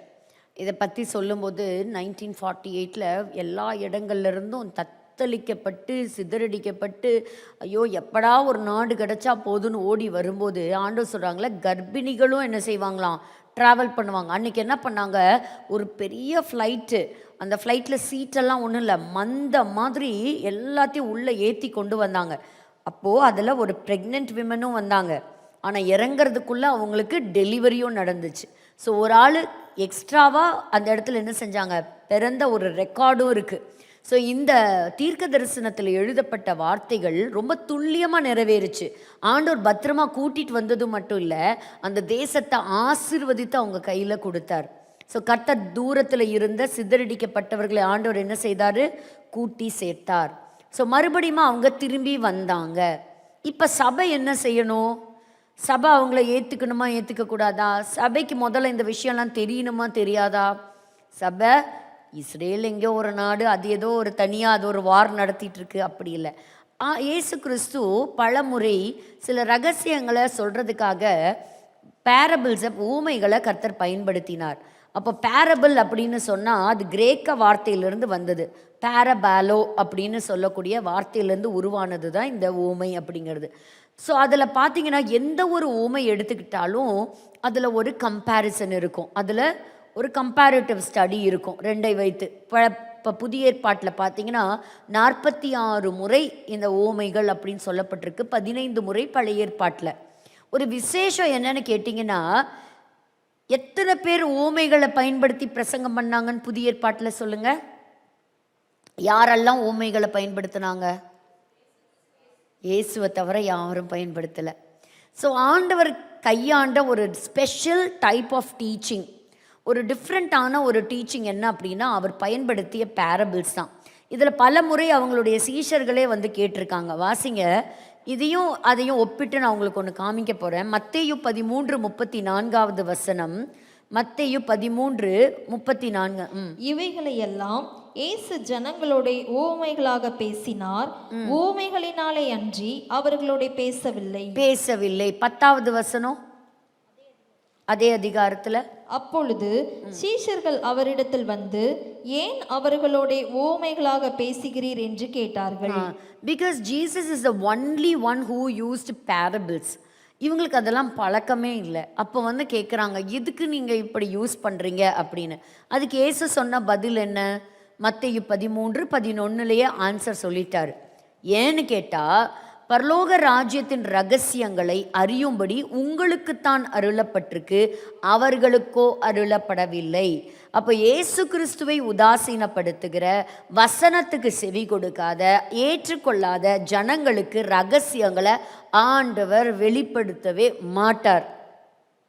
அப்போது என்றைக்குமே ஆண்டவர் வரும்போது, ஆண்டவரை நீங்கள் சொல்லி கொடுங்க, பரிசுத்த ஆவியானவர் நமக்கு சொல்லி தரணும். அப்படி we should open our hearts to him. எனக்கு எல்லாம் தெரியும் அப்படின்னா நம்ம ஒன்றுமே கற்றுக்க மாட்டோம். ஆண்டவரே இன்றைக்கி எனக்கு சொல்லி கொடுங்கங்கும் போது ஆண்டவர் என்ன செய்வாங்க? கண்டிப்பாக சொல்லி தருவாங்க. அவர் இஸ்ரவேலின் ராஜாவாக வந்தார், ஆனால் அந்த ஜனங்களோ அவரை ஏற்றுக்கொள்ளவே இல்லை. அதில் ஒரு ஊமை நான் சொல்கிறேன், சிதறடிக்கப்பட்டவர்களை கூட்டி சேர்க்கிறார் அப்படிங்கிறதுக்கு பல முறை இயேசு கிறிஸ்து நிறைய ஊமைகளை சொன்னார். ஒவ்வொரு ஊமைக்கும் ஒவ்வொரு விதமான அர்த்தங்கள் இருந்தது. அதில் சுவிசேஷம், இவாஞ்சலிக் பேரபிள்ஸ்ன்னு நம்ம சொல்லலாம். அதில் சொல்லும்போது காணாமல் போன ஆடு, காணாமல் போன காசு, காணாமல் போன மகன் இல்லையா, த லாஸ்ட் சன், இப்படியெல்லாம் பல பேரபிள் ஊமைகளை வச்சு இயேசு என்ன பண்ணார்னா கற்றுக் கொடுத்தார். இப்போ இது வேகமாக இதை சொல்கிறேன் நான். அதில் சொல்லும்போது லூக்கா 15வது அதிகாரத்துக்கு நம்ம வரும்பொழுது, இப்போ இவரை நம்ம என்னன்னு சொல்லுவோம், அங்கே ஆக்சுவலாக கெட்ட குமாரன் ஒரு பேரே இருக்காது, ஆனால் நம்ம இந்த ஊமை என்னன்னு சொல்லிடுவோம், கெட்ட குமாரன் அப்படின்னு நம்ம சொல்லிடுவோம். ஸோ லூக்கா 15ஆம் அதிகாரத்துக்கு நம்ம திருப்பிக்கலாம். ஸோ அதில் 3 ஊமைகள் இருக்கும். இதில் நான் ஒரே ஒரு ஊமை மட்டும் நான் உங்களுக்கு காண்பிக்க போகிறேன். இதை என்னுடைய கண்ணோட்டத்தில் ஆவியானவர் எனக்கு காண்பித்த இதில் நம்ம பார்க்கும் பொழுது, ஒரு மனிதர் இருந்தார், ஒரு தகப்பன் இருந்தார். அந்த தகப்பனுக்கு 2 பிள்ளைகள் இருந்தாங்க. அதில் 2 குமாரர் இருந்தாங்க. அதில் 2வது பையன் இளைய குமாரன் என்ன சொன்னான் ஒரு நாள், எப்போ அவன் கூட இருந்து எனக்கு ரொம்ப போர் அடிச்சிருச்சு, எனக்கு நீ என்ன செய்ய, என்னோட ப்ராப்பர்ட்டியில் என்னோட ஷேர் எனக்கு பிரித்து கொடுத்துரு அப்படின்னு சொல்லி தன்னுடைய சொத்தில் பாதியை வாங்கிக்கிட்டு அப்பாவை விட்டு தூரம் போனான். தூரம் போய் இளைய மகன் எப்படி போனானா, 13வது வசனம் சொல்லுகிறது, தூர தேசத்திற்கு புறப்பட்டு போய் அங்கே துன்மார்க்கமாக ஜீவனம் பண்ணி தன் ஆஸ்தியை அழித்து போட்டான். எல்லாத்தையும் அழிச்சிட்டான். இப்போ இந்த இடத்துல இஸ்ரவேலர்களை கொண்டு வரலாம். இந்த 2 மகன்கள் அப்படின்னு சொல்லும்போது அன்னைக்கு ராஜ்யம் 2ஆக இருந்தது. ஒன்று இஸ்ரவேல்னு ஒரு ராஜ்யம் இருந்தது, இன்னொன்று யூதேயான்னு ஒரு ராஜ்யம் இருந்தது. ஒன்று மூத்த குமாரனும் ஒன்று இளைய குமாரனும் சொல்லலாம். இந்த இளைய குமாரன் சொல்லும்போது 10 கோத்திரத்தை கூட நம்ம நினச்சி பார்க்கலாம். இந்த 10 கோத்திரமும் என்ன பண்ணுச்சு, ஆண்டவர்கிட்ட இருந்து கட்டளைகளை வாங்கி ஆண்டவருடைய நியாயப்பிரமாணத்தின்படி வாக்குத்தத்தத்தின்படி வாழ வேண்டிய இவங்க தகப்பனை விட்டு தூரம் போய் பாகால்களையும் அஸ்தரோத்துகளையும் அந்நிய தெய்வங்களுக்கு பலி செலுத்தி தெய்வங்களை வணங்கி விபச்சார பாவத்தில் விழுந்து கர்த்தருக்கு கோபம் ஊட்டி தங்களுடைய தேசத்தை இழந்து போனார்கள். ஆண்டவரை விட்டு தூரமாக போனாங்க. அப்படி எடுக்கலாமா? இன்னொன்று என்ன, எத்தனை தான் அடி வாங்கணும், கடைசி வரைக்கும் ஒரு 2 கோத்திரம் எப்படி இருந்தது, கொஞ்சம் கிட்டக்கு அப்படியே ஃபாலோ பண்ணிகிட்டே வந்ததுன்னு சொல்லலாம். இல்லை இந்த 2 மகன்களை எப்படி எடுக்கலாம், ஒன்று சபையாகிய ஒன்றையும் மற்றொன்று ஆபிரகாமினுடைய இரத்த சம்பந்தமான சந்ததியும் நம்ம எடுக்கலாம். இன்னைக்கு திருச்சபை இந்த பகுதியை ஏற்றுக்க மாட்டேங்குது. இல்லை நாங்கள் வந்துட்டோம், அதனால இஸ்ரவேலை கர்த்தர் ரீப்ளேஸ் பண்ணிட்டாரு, இனிமேல் இஸ்ரவேல் சபைன்னு ஒன்றும் கிடையாது. அந்த ப்ராமிஸை நம்ம ஒரு நாளும் என்ன செய்ய முடியாது, அதை ஒன்றா கொண்டு வந்து வைக்கவே முடியாது. அவங்களுக்கு இடத்த கொடுத்துருக்காரு, நம்ம போய் நானும் ஆபிரகாம் சந்ததி தான்னு போய் சண்டைக்கு நிற்க முடியுமா? அந்த நிலத்தெல்லாம் எங்களுக்கு கொடுங்கன்னு கேட்க முடியுமா? இப்போ இந்த இடத்துக்கு வரலாம். அப்போ இஸ்ரவேல் தேசத்தில் இருந்த இந்த ஜனங்கள், இந்த கோத்திரத்தார் ஆண்டவரை விட்டு தூரம் போனாங்க. தூரம் போன என்ன பண்ணாங்க, எல்லாத்தையும் செலவழிச்சாங்க. அந்த இடத்துல பஞ்சம் உண்டாயிற்று, அவர்கள் குறைவுபட தொடங்கினாங்க. ஸோ எந்தெந்த தேசங்களுக்குள்ளெல்லாம் அவங்க போனாங்களோ அந்த தேசங்களுக்குள்ளே அவங்க செழிப்பாவாக இருந்தாங்க, சந்தோஷமாவாக இருந்தாங்க. சந்தோஷமாக இல்லை, குறைவுபட தொடங்கினார்கள். அடுத்தது அந்த தேசத்தில் குடியிருந்தவர்களோட போய் என்ன பண்ணாங்க, ஒட்டிக்கிட்டாங்க. ஆனால் கடைசியில் அவங்களுக்கு என்ன வேலை கிடைச்சிது, பன்றிகளை மேய்க்கும்படி. யூதர்கள் சேர்த்தாத ஒரு மிருகனா பன்றி இல்லையா, அந்த அளவுக்கு இவர்கள் அந்த தேசத்தில் ஒரு அசுத்தமாக அவர்களை யாரும் தீண்டத்தகாதவர்களாக என்ன பண்ணாங்க, அந்த ஜனங்களை அவங்கள அப்படி தான் ட்ரீட் பண்ணாங்க. எப்பெல்லாம் கொள்ளை நோய் வந்ததோ யூதர்கள் மேலே பழி செலுத்தினாங்க, யூதர்களை கொன்னாங்க. அப்படி யூதர்கள் தான் எல்லாத்துக்கும் காரணம், யூதன் தான் காரணம் அப்படின்னு அவங்க மேலே பழி சொன்னாங்க.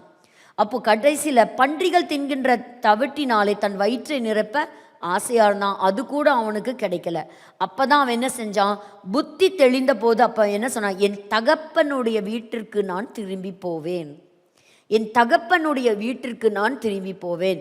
இப்போ இந்த இஸ்ரவேல் ஜனங்களை நினச்சி பாருங்க, இவங்க செய்த பாவத்தின் நிமித்தம் எல்லா பக்கம் சிதறடிக்கப்பட்டு பிற்பாடு கர்த்தர் இவர்களுக்கு அனுமதித்த சில வாதைகளினால மறுபடியும் என்ன செய்கிறாங்க, தகப்பனுடைய வீட்டுக்கு அவங்க திரும்பி வந்தாங்க. ஸோ வரும்பொழுது அந்த தகப்பன் என்ன செஞ்சார், எழுந்து புறப்பட்டு போய் கட்டி அணைச்சிக்கிட்டு என்ன செஞ்சார், எல்லாமே கொடுத்துட்டார். கைக்கு மோதிரத்தை கொடுக்குறாரு, நல்ல வஸ்திரத்தை கொடுத்தாரு, நல்ல ஆகாரத்தை கொடுக்குறாரு, காலுக்கு செருப்பு கொடுக்குறாரு. இப்போ நம்ம படித்தோமே எரேமியா 31, நீ எங்கெல்லாம் செதறி போனையோ உன்னை கூட்டிட்டு வர்றது மட்டும் இல்லை, உனக்கு எல்லாம் அந்த தேசத்தினுடைய ஆசீர்வாதத்தை நான் உனக்கு தருவேன். அப்போ இங்கே தகப்பன் ஏற்கனவே இவனுடைய ஷேரெல்லாம் வாங்கிட்டு போய் எல்லாத்தையும் இழந்துட்டான். இப்போ அவனுக்கு அந்த வீட்டில் எந்த ஷேரும் கிடையாது. ஆனால் கர்த்தருடைய மிகப்பெரிய கிருபை வாக்குத்தத்தம், because God is always faithful, அவர் என்ன செஞ்சார், அந்த மகனை சேர்த்து கொண்டார், அணைத்து கொண்டார். கர்த்தர் அவனை ஆசிர்வதித்தார். கொழுத்த கன்றை கொண்டு வந்து அடியுங்கள், புசித்து சந்தோஷமாக இருப்போம். ஸோ ஆண்டவர் God will again regather the Israelites. அப்போ உலகம் முழுவதும் இருந்து யூதர்கள் எங்கெங்கெல்லாம் யூதர்கள் இருக்கிறாங்களோ அவங்க தங்களுடைய அடையாளத்தை இழந்து போகலை. இந்த கடைசி நாட்களில் ஆண்டவர் அவங்க எந்த nook and corner of the வேர்ல்டில் இருந்தாலும் அவங்கள கொண்டு வந்து மறுபடியுமாக சேர்த்து கொண்டு இருக்கிறார். கொண்டு வந்து அந்த தேசத்தில் போட்டுக்கிட்டே இருக்கிறாங்க. நம்ம நாட்டிலேருந்தும் மனாசே கோத்திரத்தில் ஒரு பகுதி இந்த வருஷம் போகிறாங்க. அப்படி அவங்க பகுதியாக அவங்க போய் செட்டில் ஆக போகிறாங்க. இதெல்லாம் நம்ம கண்களுக்கு முன்பாக இந்த தீர்க்க தரிசனம் உயிரடைஞ்சு நம்ம கண்ணு முன்னாடி நடந்துட்டு வருது. ஆனால் அந்த நேரத்தில் வந்த மூத்த குமாரனுக்கு இதெல்லாம் தாங்கிக்கவே முடியலை. பாருங்க, அப்பாவோட கூட இருந்தாலும் அப்பாவுடைய இருதயத்தை அறியாதவனாக இருந்தால் மூத்த குமாரன், அவனுக்கு பிடிக்கலை. இளைய குமாரன் வந்தது பிடிக்கலை. பாரு, இவனாவது ஆஸ்தி கேட்டான், அவன் என்ன கேட்டான், நீ ஏன் எனக்கு ட்ரீட் கொடுக்கலன்னு கேட்குறான். எல்லாருமே ஏதோ ஒரு எதிர்பார்ப்போடு தான் அப்பா கிட்ட இருக்காங்க. நான் அப்பா பாருங்க, இளைய குமாரனுக்கும் வெளியே ஓடி வந்து கட்டி அணைச்சாரு. மூத்த குமாரன் வரும்பொழுதும் பாருங்க, மூத்த பையன் வரும்போது கோபிச்சுக்கிட்டு தன்னோட தம்பி வீட்டுக்கு திரும்பி வந்திருக்கிறான்னு தெரிஞ்ச உடனே அவனால ஏற்றுக்க முடியல, வீட்டுக்குள்ளேயே போகலை. ஆனால் பாருங்க 28வது வசனம் சொல்லுகிறது, லூக்கா 15:28, அப்பொழுது அவன் கோபம் அடைந்து உள்ளே போக மனதில்லாதிருந்தான், தகப்பனோ வெளியே வந்து அவனை வருந்தி அடைந்தான். 2 பேர்த்துக்காகவும் அப்பா வெளியே வந்தார். லேவியராகவ புஸ்தகத்தில் சொல்லப்பட்டிருக்கிற நியாய பிரமாணத்தின்படி ஒரு பையன் இப்படி அப்பாவுக்கு ஒரு கேடு உண்டாக்கி அசுத்தமான பாவங்களில் சிக்கி அவன் திரும்பி வரும்போது ஊர்க்காரங்களே கல்லெறிஞ்சு கொன்றுவாங்க. ஆனால் அப்பா போய் கட்டி அணைச்சிட்றாரு. ஒருவேளை கல் விழுந்தாலும் அந்த முதல் கல் என் மேலே விழட்டும், என் பையன் மேலே விழ வேண்டாம் அப்படின்னு. வர்றவன் நல்லவனும் கிடையாது, அவன் கெட்டவன் தான், எல்லாத்தையும் அழித்து தீர்த்தவன் தான். அதுபோல தான் ஆண்டவரோட அன்பு சபைக்கும் ஒரே அன்பு தான். கர்த்தர் கொடுத்த வாக்குத்தத்தம் கொண்ட அந்த தேசத்திற்கு அவர் வைத்திருக்கிற அன்பும் ஒன்று தான். அப்போ ரட்சிக்கப்பட்ட எல்லாருமே, இஸ்ரவேலர்களாக இருக்கட்டும் இல்லை சபையாக இருக்கட்டும், எல்லாருமே கர்த்தருடைய பார்வையில் ஒன்று தான். கிரேக்கனாக இருந்தாலும் யூதனாக இருந்தாலும் இயேசு கிறிஸ்து இல்லாமல் என்ன செய்ய முடியாது, யாராலையும் ரட்சிப்புக்குள்ளே வர முடியாது இயேசு இல்லாமல். இப்போ நம்ம இன்றைக்கி பார்த்தோம், இந்த ஏலாம் அப்படிங்கிற ஒரு இந்த ஈரான் தேசத்துக்கு ஆண்டவர் வைத்திருக்கக்கூடிய ஒரு முக்கியமான சில தீர்க்க தரிசனங்களை நம்ம பார்த்தோம். அப்போ இது நிறையா அவங்களுடைய குறிப்புகள் இருக்குது. அடுத்த வாரம் ஒரு சில கல்வெட்டுகளோடு நம்ம பார்க்கலாம். இப்போ நேராக நம்ம இந்த ப்ரெசன்டேஷனுக்கு நேராக நம்ம போகலாம்.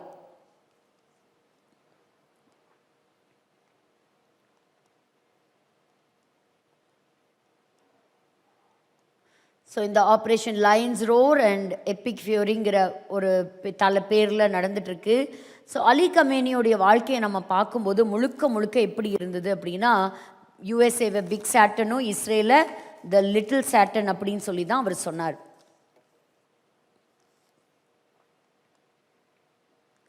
ஸோ மோஜ்தபா கமேனி அப்படிங்கிறவர் தான் இப்போ அடுத்தது தலைமை எடுத்து அடுத்த ஒரு தலைவராக அவர் வரப்போகிறார்.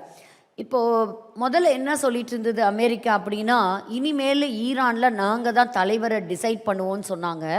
பட் இது ஒரு பெரிய ஒரு ஷாக்கு தான். இப்போ அவங்க என்ன பண்ணியிருக்காங்கன்னா, அப்பா அம்மா தன்னோட மனைவி பிள்ளைங்களெல்லாம் அந்த தாக்குதலை இழக்க கொடுத்த அலி கமேனியோடைய மகன் முஜ்தபா கமேனி தான் இப்போ அடுத்த ரூலர் அப்படிங்கிறாங்க. இவர் அவரை விடவே இன்னும் ஒரு பயங்கரமான ஒரு மனிதர், நல்ல மிலிட்ரி இன்ஃப்ளூயன்ஷியல் பர்சன் சொல்கிறாங்க. அவரால் தொடர்ந்து இந்த யுத்தத்தை எடுத்து நடத்த முடியும்னு. பட் அதே சமயத்தில் இவர் அடிபட்டிருக்கிறதாவும் சொல்லப்படுறாங்க, இல்லை காயப்பட்டிருக்கிறாருன்னு சொல்கிறாங்க. நமக்கு என்னங்கிறது தெரியாது. பாருங்கள், பெஹ்ரீனில் நிறையா இடங்களில் தாக்குதல் நடந்திருக்குது. அதே போல் கத்தார் தோஹாவில் அங்கே எக்ஸ்ப்ளோஷன் நடந்திருக்குது. இப்போ முக்கியமாக என்ன அப்படின்னா, ஒன்று நம்ம நல்லா புரிஞ்சுக்கணும், ஈரான் கிட்ட ஏன் இந்த யுத்தம் நடந்துக்கிட்டே இருக்குது அப்படின்னா, யுரேனியம், என்ரிச்டு யுரேனியம், அதுதான் இந்த வெடி மருந்து, கொடுமையான பயங்கரமான ஒரு தாக்குதலை ஏற்படுத்தக்கூடிய ஆயுதங்களை அவங்க தயாரிக்கிறாங்க. அதாவது யுரேனியம் என்ன ஃபார்மில் இருக்குமா, யுரேனியம் ஹெக்ஸாஃப்ளூரைட் கேஸ், அந்த கேஸ் ஃபார்மில் இருக்குது. ஒன்ஸ் இந்த என்ரிச்மெண்ட்டுன்னு அப்படின்னு சொல்லக்கூடிய அந்த ப்ரொசீஜரை அவங்க ப்ராசஸை முடிச்சிட்டாங்கன்னா, அதை கேஸ் ஃபார்மில் இருந்து அதை ஒரு சாலிட் ஃபார்மில் மாற்றிடுறாங்க. ஸோ அதை மாற்றிட்டாங்கன்னா அதை கொண்டு போய் ஒரு இடத்துல சேமித்து வைக்கிறதோ, அது ஒரு இடத்துலேருந்து இன்னொரு இடத்துல கொண்டு போகிறதோ மறைச்சி வைக்கிறதோ அது ஈஸி. இந்த ஆப்ரேஷன் ரைசிங் லயன் அப்படிங்கிற இந்த ப்ரொசீஜரில், அந்த ஆப்ரேஷனில் என்ன பண்ணியிருக்கிறாங்கன்னா, இஸ்ரேல் என்ன பண்ணியிருக்குன்னா, எந்த எக்யூப்மெண்ட் ஒரு அதுக்குன்னு ஒரு எக்யூப்மெண்ட் இருந்தால் தானே இந்த கேஸ்லேருந்து சாலிடாக கன்வெர்ட் பண்ண முடியும், அதையெல்லாம் குறிவைத்து அவங்க தாக்குதல் பண்ணி அவங்க அழித்திருக்கிறாங்க. அப்போ அது கேஸ் ஃபார்மில் இருக்கும்போது அந்த நாட்டுக்குள்ளே எங்கேயும் கொண்டு போக முடியாது, அது ஒரு ஆயுதமாக அவங்க மாற்ற முடியாது, அது எந்த இடத்துலையும் அவங்க கொண்டு போய் ஒழிச்சு வைக்க முடியாது அப்படின்னு. இப்போ ஆன் டேட் என்ன சொல்லுது, ரிப்போர்ட் என்ன சொல்லுது அப்படின்னா, இன்டர்நேஷ்னல் அட்டாமிக் எனர்ஜி ரிசர்ச் என்ன சொல்லுதுன்னா, அவங்க கிட்ட 460 கிலோகிராம் கொண்ட ஹைலி என்ரிச்ட் யுரேனியம் இன்னைக்கு ஈரான் கையில் இருக்குது. அதை வச்சு அவங்களால அட்லீஸ்ட் 10 பாம் அவங்களால நியூக்ளியர் பாம் செய்ய முடியும் அப்படி அவங்க செஞ்சாங்கன்னா மத்திய கிழக்கு பகுதிகளில் மிகப்பெரிய ஒரு சேதம் உண்டாவதற்கான வாய்ப்புகள் இருக்குது. அதனால தான் இதை கம்ப்ளீட்டாக அவங்க டிஸ்ட்ராய் பண்ணுற வரைக்கும் நாங்கள் விட மாட்டோம். இது எங்களுக்கு மட்டும் இல்லை, உலகம் முழுவதும் இருக்கக்கூடிய மக்களுக்கு மிகப்பெரிய ஒரு அச்சுறுத்தல் அப்படிங்கிறாங்க. அலி கமேனி இறந்தது கூட அவங்க அக்செப்ட் பண்ணிக்கிறாங்க. பரவாயில்ல, இதெல்லாம் ஒரு தீர்க்க தரிசனமாக இது நடக்க வேண்டியது தான். அதுக்காக என்றைக்குமே அவர்கள் மரிப்பதற்கு அவர்கள் பயந்தவர்களே கிடையாது. அடுத்தடுத்து என்ன செய்யணும்னு போயிட்டே தான் இருப்பாங்க. அப்போ இன்றைக்கி அடுத்ததாக இவர் எடுத்திருக்கிறார். அதனால பாருங்கள், எங்கெங்கெல்லாம் இந்த கமாண்ட் சென்டர் இருக்கிறோ, ஒரு செக்யூரிட்டி யூனிட் இருக்குதோ, இன்டெலிஜென்ஸ் ஆப்ரேஷன் நடக்குதோ, அது எல்லாத்தையும் குறிவைத்து அவர்கள் தாக்குதலை நடத்திட்டே இருக்கிறாங்க.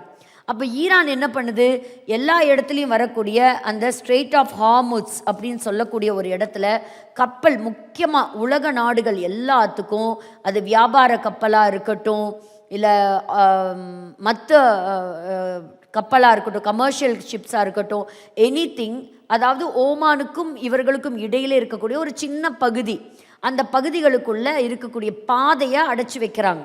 அந்த பாதையை அடைச்சி வைக்கிறதுனால தான் இன்றைக்கி யாருக்குமே இந்த ஆயில் தட்டுப்பாடு, கேஸ் தட்டுப்பாடு எல்லாம் நிறைய நடந்துக்கிட்டே இருக்குது.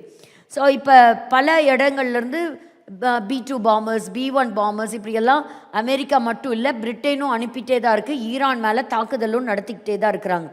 ஸோ ட்ரம்ப் அவர்களுக்கும் என்ன சொல்லியிருக்கிறாங்க அப்படின்னா, ஒரு மிகப்பெரிய ஒரு அச்சுறுத்தலை அவங்க கொடுத்துருக்குறாங்க. இப்போ வெஸ்ட் ஏஷியா முழுவதுமாக இந்த யுத்தம் பரம்பி இருக்கிறது.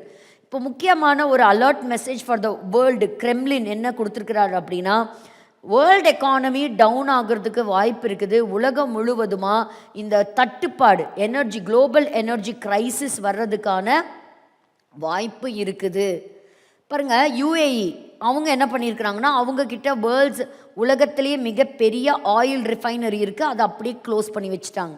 அபுதாபி எடுத்துக்கிட்டிங்கன்னா நேஷ்னல் ஆயில் கார்பரேஷன் ஒரு நாளைக்கு மட்டும் 9,22,000 பேரல் ப்ரொடக்ஷன் ஒரு நாளைக்கு பண்ணுறாங்க.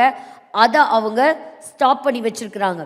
மெஜாரிட்டி ஆஃப் த ஃபியூயல், அதாவது ஃப்ளைட்டுக்கு ஜெட் ஃபியூயலாக இருக்கட்டும், கேசோலினாக இருக்கட்டும், டீசலாக இருக்கட்டும், அவங்க தான் கொடுக்குறாங்க. இப்போ அது ஒரு பயங்கரமான தட்டுப்பாடு. சவுதி அரேபியாவும் க்ளோஸ் பண்ணி வச்சுக்கிச்சு, complete shut down. Largest refinery அவங்கக்கிட்ட இருக்குது, அது ஷட் டவுன் ஆகிருக்கு. கத்தார் அவங்கக்கிட்ட தான் பிக்கெஸ்ட் லிக்விஃபைட் நேச்சுரல் கேஸ் இருக்குது, அதுவும் அவங்க எக்ஸ்போர்ட் என்ன பண்ணியிருக்கிறாங்கன்னா ஸ்டாப் பண்ணி வச்சுருக்கிறாங்க, அங்கே நடந்த சமீபத்தில் நடந்த ஒரு ட்ரோன் தாக்குதல்னால. அப்போ இந்த சமயத்தில் ஒரு எல்லா பக்கம் க்ளோஸ் பண்ணி இருக்கிற இந்த டைமில் மிகப்பெரிய தட்டுப்பாடு உலகம் எங்கும் வந்திருக்கு. அதனால தான் நிறைய தாய்லாண்டாக இருக்கட்டும், வியட்நாமாக இருக்கட்டும், ஏசி யூஸ் பண்ணுறதை நீங்கள் குறைங்க, இத்தனை டிகிரியில் தான் யூஸ் பண்ணிக்கணும், நீங்கள்லாம் ஒர்க் ஃப்ரம் ஹோம் ஆப்ஷன் தான் நீங்கள் எடுக்கணும், இனிமேல் ஆஃபீஸில் வந்து அதிகமான ரிசோர்ஸஸை வந்து நீங்கள் பயன்படுத்தக்கூடாது. ஏன்னா மிடில் ஈஸ்டில் வந்து எல்லா பக்கம் இந்த ஆயில் பிரச்சனை வந்திருக்கிறதுனால. ஈராக் ஒரு பக்கம் சொல்லுது, எங்களை நீங்கள் பயன்படுத்தி எந்த ஒரு மேற்கொண்டு தாக்குதலை நீங்கள் நடத்தக்கூடாது அப்படிங்கிறது. ஸோ இந்தியா பார்த்தீங்கன்னா இப்போ ரஷ்யா கிட்டேருந்து வாங்கியிருக்கு 30 மில்லியன் பேரல் ஆயில் வாங்கியிருக்கிறோம். இனி அடுத்தது கவனிங்க, சம்மர் சீசன் வருது. அடுத்த ஒரு சம்மர் சீசனில் மிகப்பெரிய ஒரு எனர்ஜி கிரைசிஸ் வரும் அப்படின்னு ஒரு அறிவிப்பு கொடுத்துருக்குறாங்க. ஸோ இந்த வெப்ப காலத்தில் எப்படி இருக்கும், பீக் பவர் டிமாண்ட் இருக்குமா. ஸோ ஒரு பவர் அதனால் நம்ம நிலக்கரியை நம்பி இருக்கிறோம், பட் அந்தளவுக்கு நிலக்கரி கிடையாது. நம்ம மிகப்பெரிய பரந்த விரிந்த ஒரு நாடு இந்திய நாடு, நம்மக்கிட்ட அந்தளவுக்கு ரிசோர்ஸஸ் கிடையாது.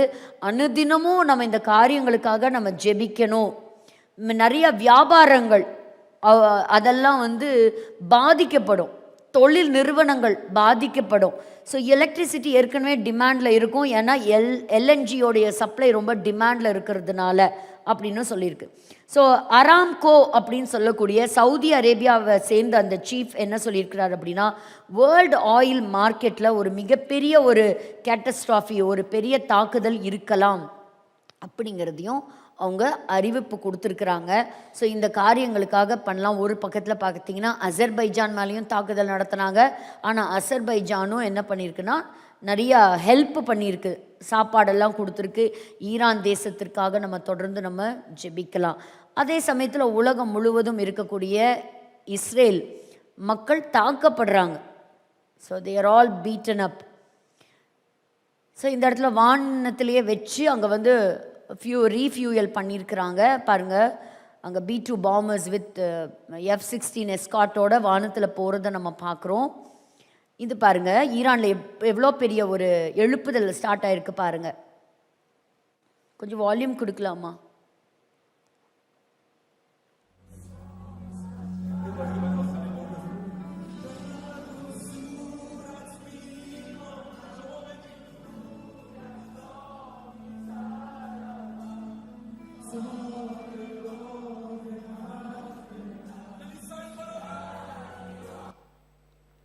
அநேகர் கண்ணீரோடு வந்து ஆண்டவர் சமூகத்தில் வந்து அந்த தேசத்தில் ஒரு ஆட்சி மாற்றத்துக்காக, ஒரு விடுதலைக்காக ஜெபம் பண்ணியிருக்கோம். இன்றைக்கி ஏன் முக்கியமாக இந்த எரேமியா 49 சொன்னேன்னா, நீங்கள் இதை படிச்சிருக்கிறீங்க, கேட்டிருக்கிறீங்க, இந்த ஜனங்களுக்காக நீங்கள் ஜெபம் பண்ணுங்க. இன்றைக்கி நம்ம விடுதலையோடு ஆண்டவரை ஆராதிக்கிறோம்.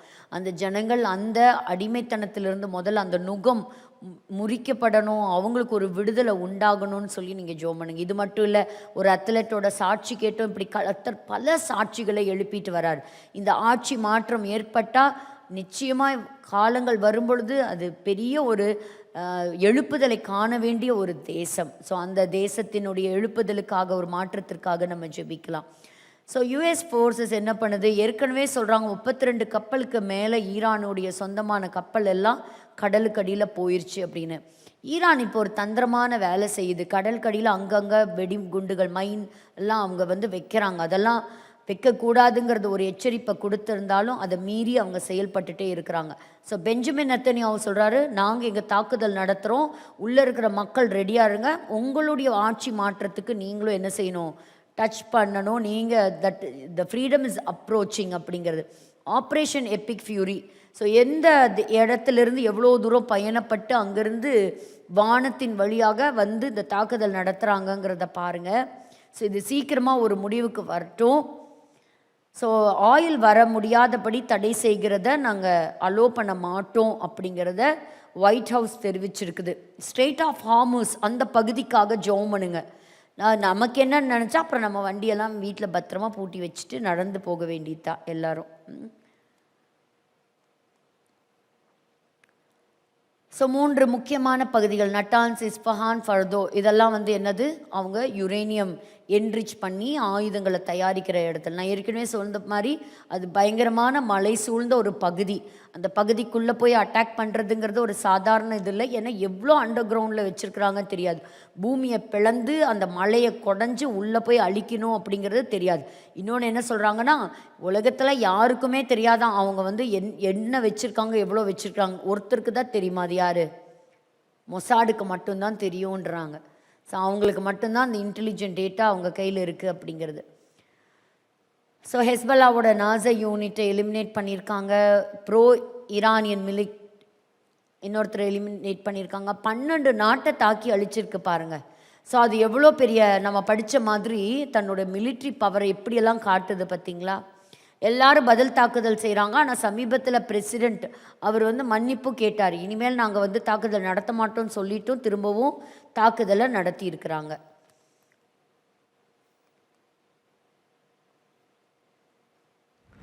ஸோ பேலிஸ்டிக் சைட்டு, எங்கெங்கெல்லாம் மிசைல் சைட் இருக்கோ அங்கெல்லாம் தாக்குதல் தொடர்ந்து நடந்துக்கிட்டே இருக்குது. ஒரு பக்கம் ஜனங்கள் எதிர்பார்த்துட்ருக்காங்க. இது ஒரு ஷிப்பில் போயிட்டுருக்கும்போது ஸோ டொமாஹாக் அப்படின்னு சொல்லக்கூடிய அந்த மிசைல் பறக்கிறத பாருங்கள். அந்த தாக்குதலுக்காக போயிட்டுருக்கிறத பார்க்குறோம்.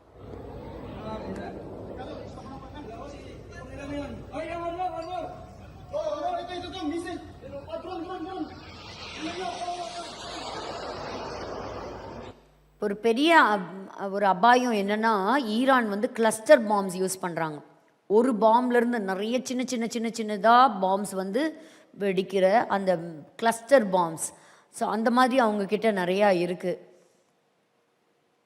ஸோ இஸ்ரேலில் கேட்கும்போது சொல்கிறாங்க, எங்களுக்காக ஜெபம் பண்ணுங்க, ஏன்னா அந்த சத்தத்தை கேட்கவே முடியல. அப்போ தான் உள்ளே நுழையிறோம், ஒரு நிமிஷம் கூட உட்கார முடியறதில்ல, திரும்ப அலர்ட் மெசேஜ் வருது, திரும்ப சைரன் அடிக்குது. உடனே நாங்கள் எல்லாரும் ஓடி போய் பாம் ஷெல்டருக்குள்ளே ஒளிய வேண்டியதாக இருக்குது. பாம் ஷெல்டர் போகிறோம், திரும்ப வீட்டுக்கு வரோம், வீட்டில் இருக்கிறோம், திரும்ப பாம் ஷெல்டர் போகிறோம். எப்படி தான் இருக்கும்னு நினச்சி பாருங்கள். நீங்கள் எங்கே இருந்தாலும் சரி, அவங்க சொல்கிற அத்தனை அந்த 1 மினிட்டுக்குள்ளே நீங்கள் பாம் ஷெல்டருக்குள்ளே போயிடணும்.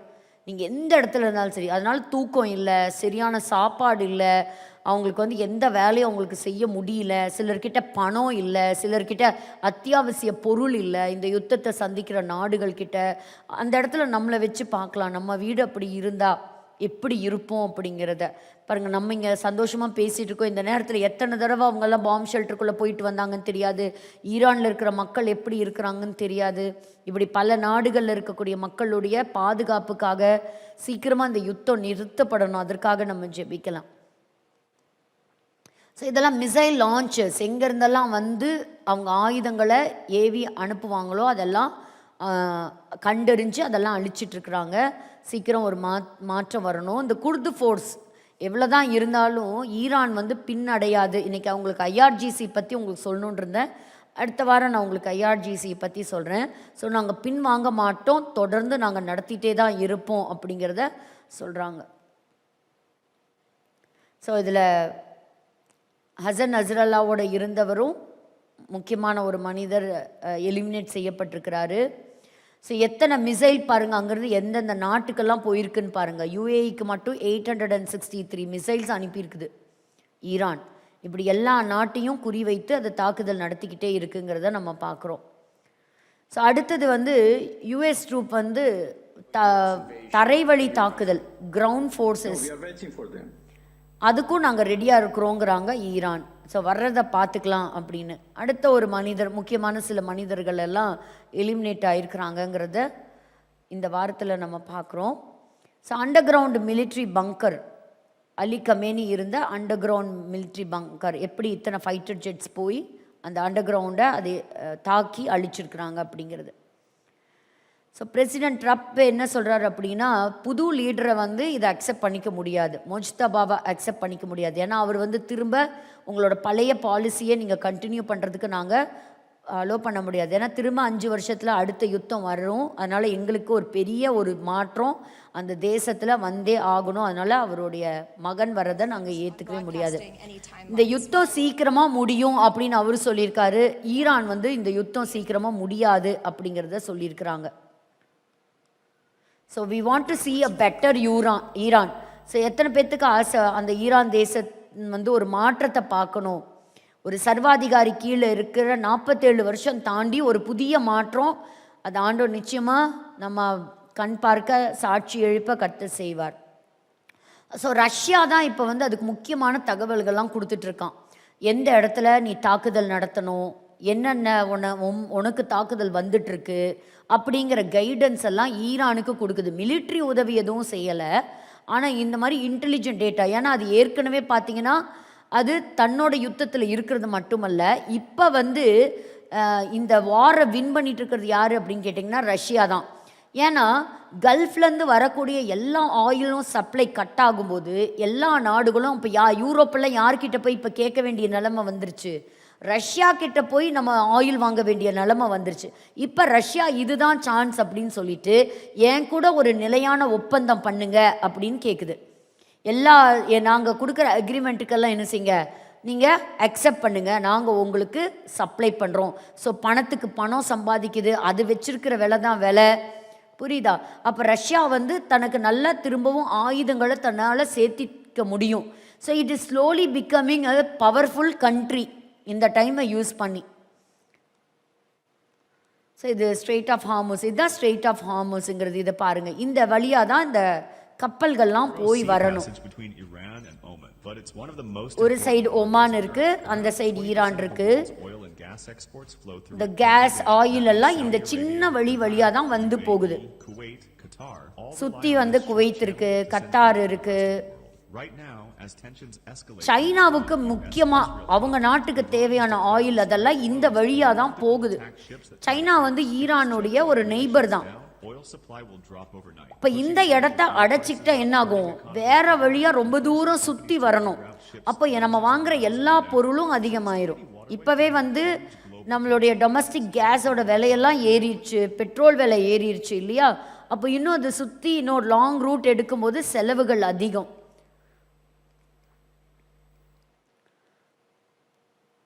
ஸோ ஸ்ட்ரெயிட் ஆஃப் ஹார்முஸ் வழியாக இருக்கக்கூடிய டிராஃபிக் எல்லாத்தையும் கண்காணிக்கிறாங்க பாருங்கள். அங்கே இருக்கக்கூடியது எல்லாத்தையும் ஸ்லோ ஆயிடுச்சு. ஒரு சில சைனாவோடதெல்லாம் அங்கே போகிறத நம்ம பார்க்குறோம்.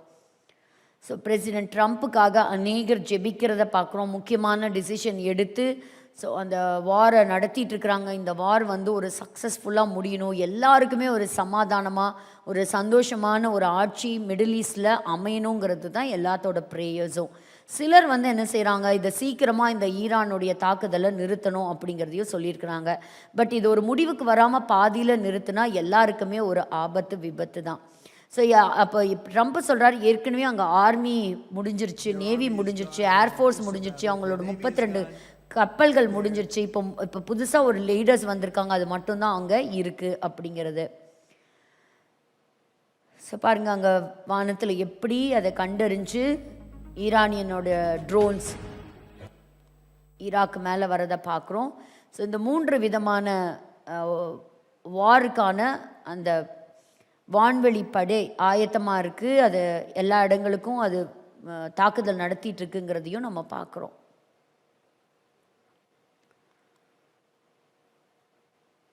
ஸோ ஃபார் இஸ்ரேல் ஒரு $151 million வர்த்தான அடுத்த ஆயுதங்களை இஸ்ரேலுக்கு கொடுக்குது. ஸோ இது வந்து பெய்ரூட், லெபனான், அதே மாதிரி ஒரு சைடில் லெபனான் தாக்குதல் நடத்திட்டே இருக்குது. ஒரு பக்கம் லெபனான் இஸ்ரேல் மேலே தாக்குதல் நடத்துகிறாங்க. இதெல்லாம் இந்த தாக்குதலுடைய பிக்சர்ஸ் தான். ஒரு சிலர் கண்டனம் தெரிவிச்சிருந்தாலும், சைனாவுமே கண்டனம் தெரிவிச்சிருந்தாலும், ஒருத்தரும் வந்து அதை ஸ்டாப் பண்ண ஒருத்தராலையும் முடியல.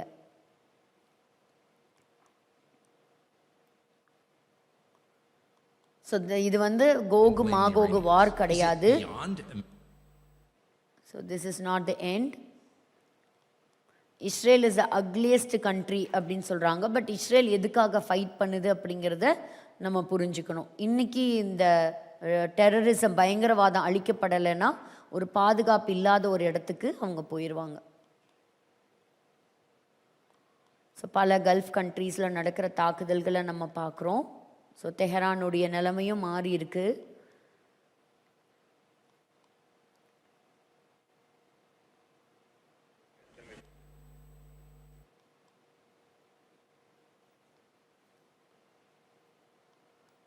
ஸோ அமெரிக்காவை நாங்கள் தாக்கி அழிப்போம் அப்படிங்கிறதுல கங்கணம் கட்டி இருக்கிறாங்க ஈரானும்.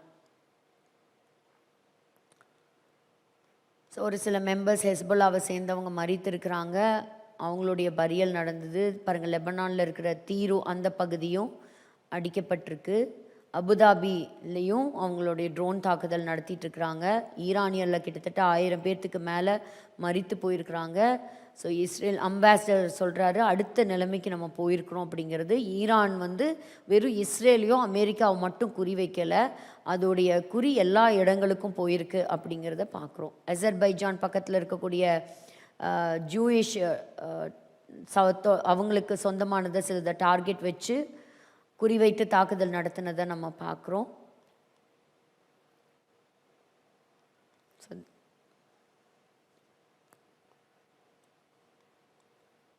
ஸோ இது 40 ஆண்டு காலங்களாக தேடுற ஒருத்தரை பற்றி நாங்கள் தேடி, ஆனால் சரியான ஒரு துல்லியமான இன்ஃபர்மேஷன் கிடைக்கல. பட் எங்களோட சைட்லேருந்து காணாமல் போனவங்களையும் நாங்கள் கண்டுபிடிப்போம், அதாவது ஈரான்குள்ளே அப்படின்னு சொல்லியிருக்கிறாங்க.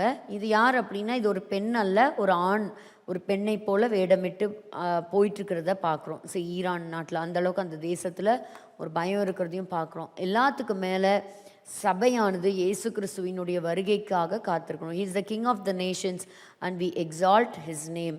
அப்போ நம்ம எல்லாரும் அவருடைய வருகைக்காக ஆயத்தமாக இருக்கணும். ஸோ ஈரானை குறித்து வேதத்தில் எழுதப்பட்டிருக்கிற சில சம்பவங்களை நம்ம படித்தோம். எப்படி கர்த்தர் மறுபடியுமாக தன்னுடைய இளைய குமாரனை தகப்பன் கட்டி அணைத்து சேர்த்து கொண்டது போல, கர்த்தர் தாம் தெரிந்து கொண்ட தேசம், கர்த்தர் தெரிந்து கொண்ட ஆபிரகாமினுடைய சந்ததி, அந்த கோத்திரத்தை கர்த்தர் சேர்த்து கொள்ள அவர் உண்மையுள்ளவராக இருக்கிறார். கண்களை மூடி நம்ம எல்லாரும் ஜெபிக்கலாம். இந்த யுத்தத்தினுடைய முடிவு எப்படி இருக்குங்கிறது நமக்கு தெரியாது. ஆனால் வேதத்தின்படி நிச்சயமாக ஒரு சமாதானத்தின் முடிவை கொடுப்பதற்கு தேவன் உண்மையுள்ளவராக இருக்கிறார். அது சீக்கிரத்தில் இந்த யுத்தங்கள்லாம் கர்த்தர் ஓய பண்ணணும்னு சொல்லி நம்ம ஜெபிக்கலாமா? ஒரு பக்கத்தில் ஜனங்கள் ஆண்டவரை தேடி ரட்சிப்பை அவர்கள் அனுபவிக்கிறாங்க. ஒரு பக்கத்தில் தேசம் ஒரு விடுதலைக்காக ஈரானுக்குள்ளேயே மக்கள் போராடுறாங்க. அணு ஆயுதங்களை அழிப்பதற்காக இஸ்ரேல் நாடு அது தத்தளித்து கொண்டிருக்கிறது. யுத்தம் பல தேசங்களுக்குள்ளே பரவி வருது. அந்த யுத்தத்தினால எல்லா நாடுகளும் பாதிப்பை சந்திச்சிருக்கிறாங்க. நம்ம ஜெபிக்கலாம். இது ஜெபிக்க வேண்டிய ஒரு காலம். இது மௌனமாக இருக்க வேண்டிய காலம் இல்லை, தூங்குற காலம் இல்லை. கர்த்தருடைய சமூகத்தில் நம்ம காத்திருந்து ஜெபிக்க வேண்டிய காலம். கர்த்தருடைய சமூகத்தில் திறப்பில் நிற்க வேண்டிய ஒரு காலம். அவருடைய சமூகத்தில் கர்த்தருக்கு முன்பாக நிற்கிற நானுன்னு எலியா சொல்கிறது போல் அவருக்கு முன்பாக நிற்கிற நாம் ஜெபிக்க வேண்டிய காலம். ஐயோ நான் நல்லா இருக்கேன், நான் நல்லா சாப்பிட்றேன், நான் நல்லா தூங்குறேன், எனக்கு எந்த பிரச்சனையும் இல்லை அப்படின்னு சொல்லி போகிறதுக்காக ஆண்டவர் நம்மளை வைக்கலை. We are not just the specimens of our Creator.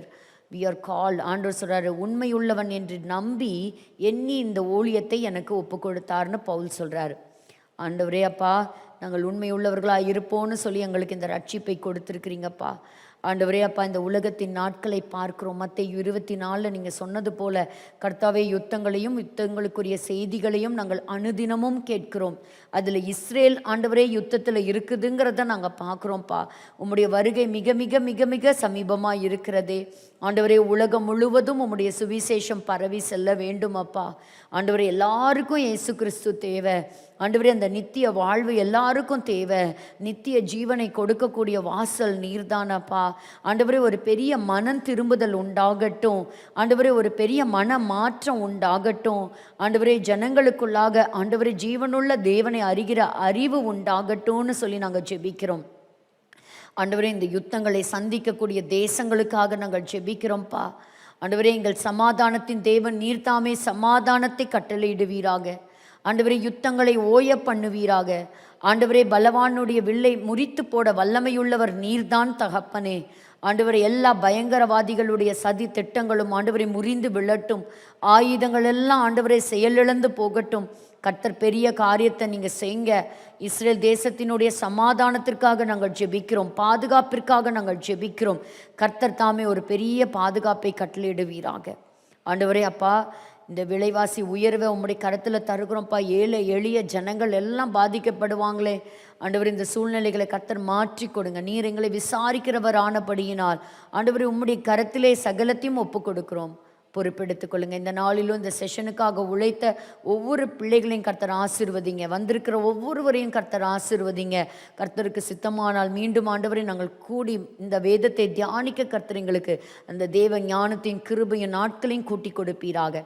முற்றிலுமாய் உம்முடைய கரத்திலே எங்களை தாழ்த்தி ஒப்பு கொடுக்கிறோம். இயேசு கிறிஸ்துவின் மூலம் ஜெபிக்கிறோம் நல்ல பிதாவே, ஆமேன். எல்லாரும் சேர்ந்து சொல்லலாம். என் ஆத்துமாவே கர்த்தரை ஸ்தோத்திரி, என் முழுவதுமே பரிசுத்த நாமத்தை ஸ்தோத்திரி. என் ஆத்துமாவே கர்த்தரை ஸ்தோத்திரி, கர்த்தர் செய்த சகல உபகாரங்களை மறவாதே. ஆமேன், ஆமேன். ஸோ மறுபடியுமாக உங்களை அடுத்த வாரம் பொற்கள சமேத வகுப்பில் சந்திக்கிறேன். Until then, wishing you all a very happy good night and a blessed week ahead. God bless you.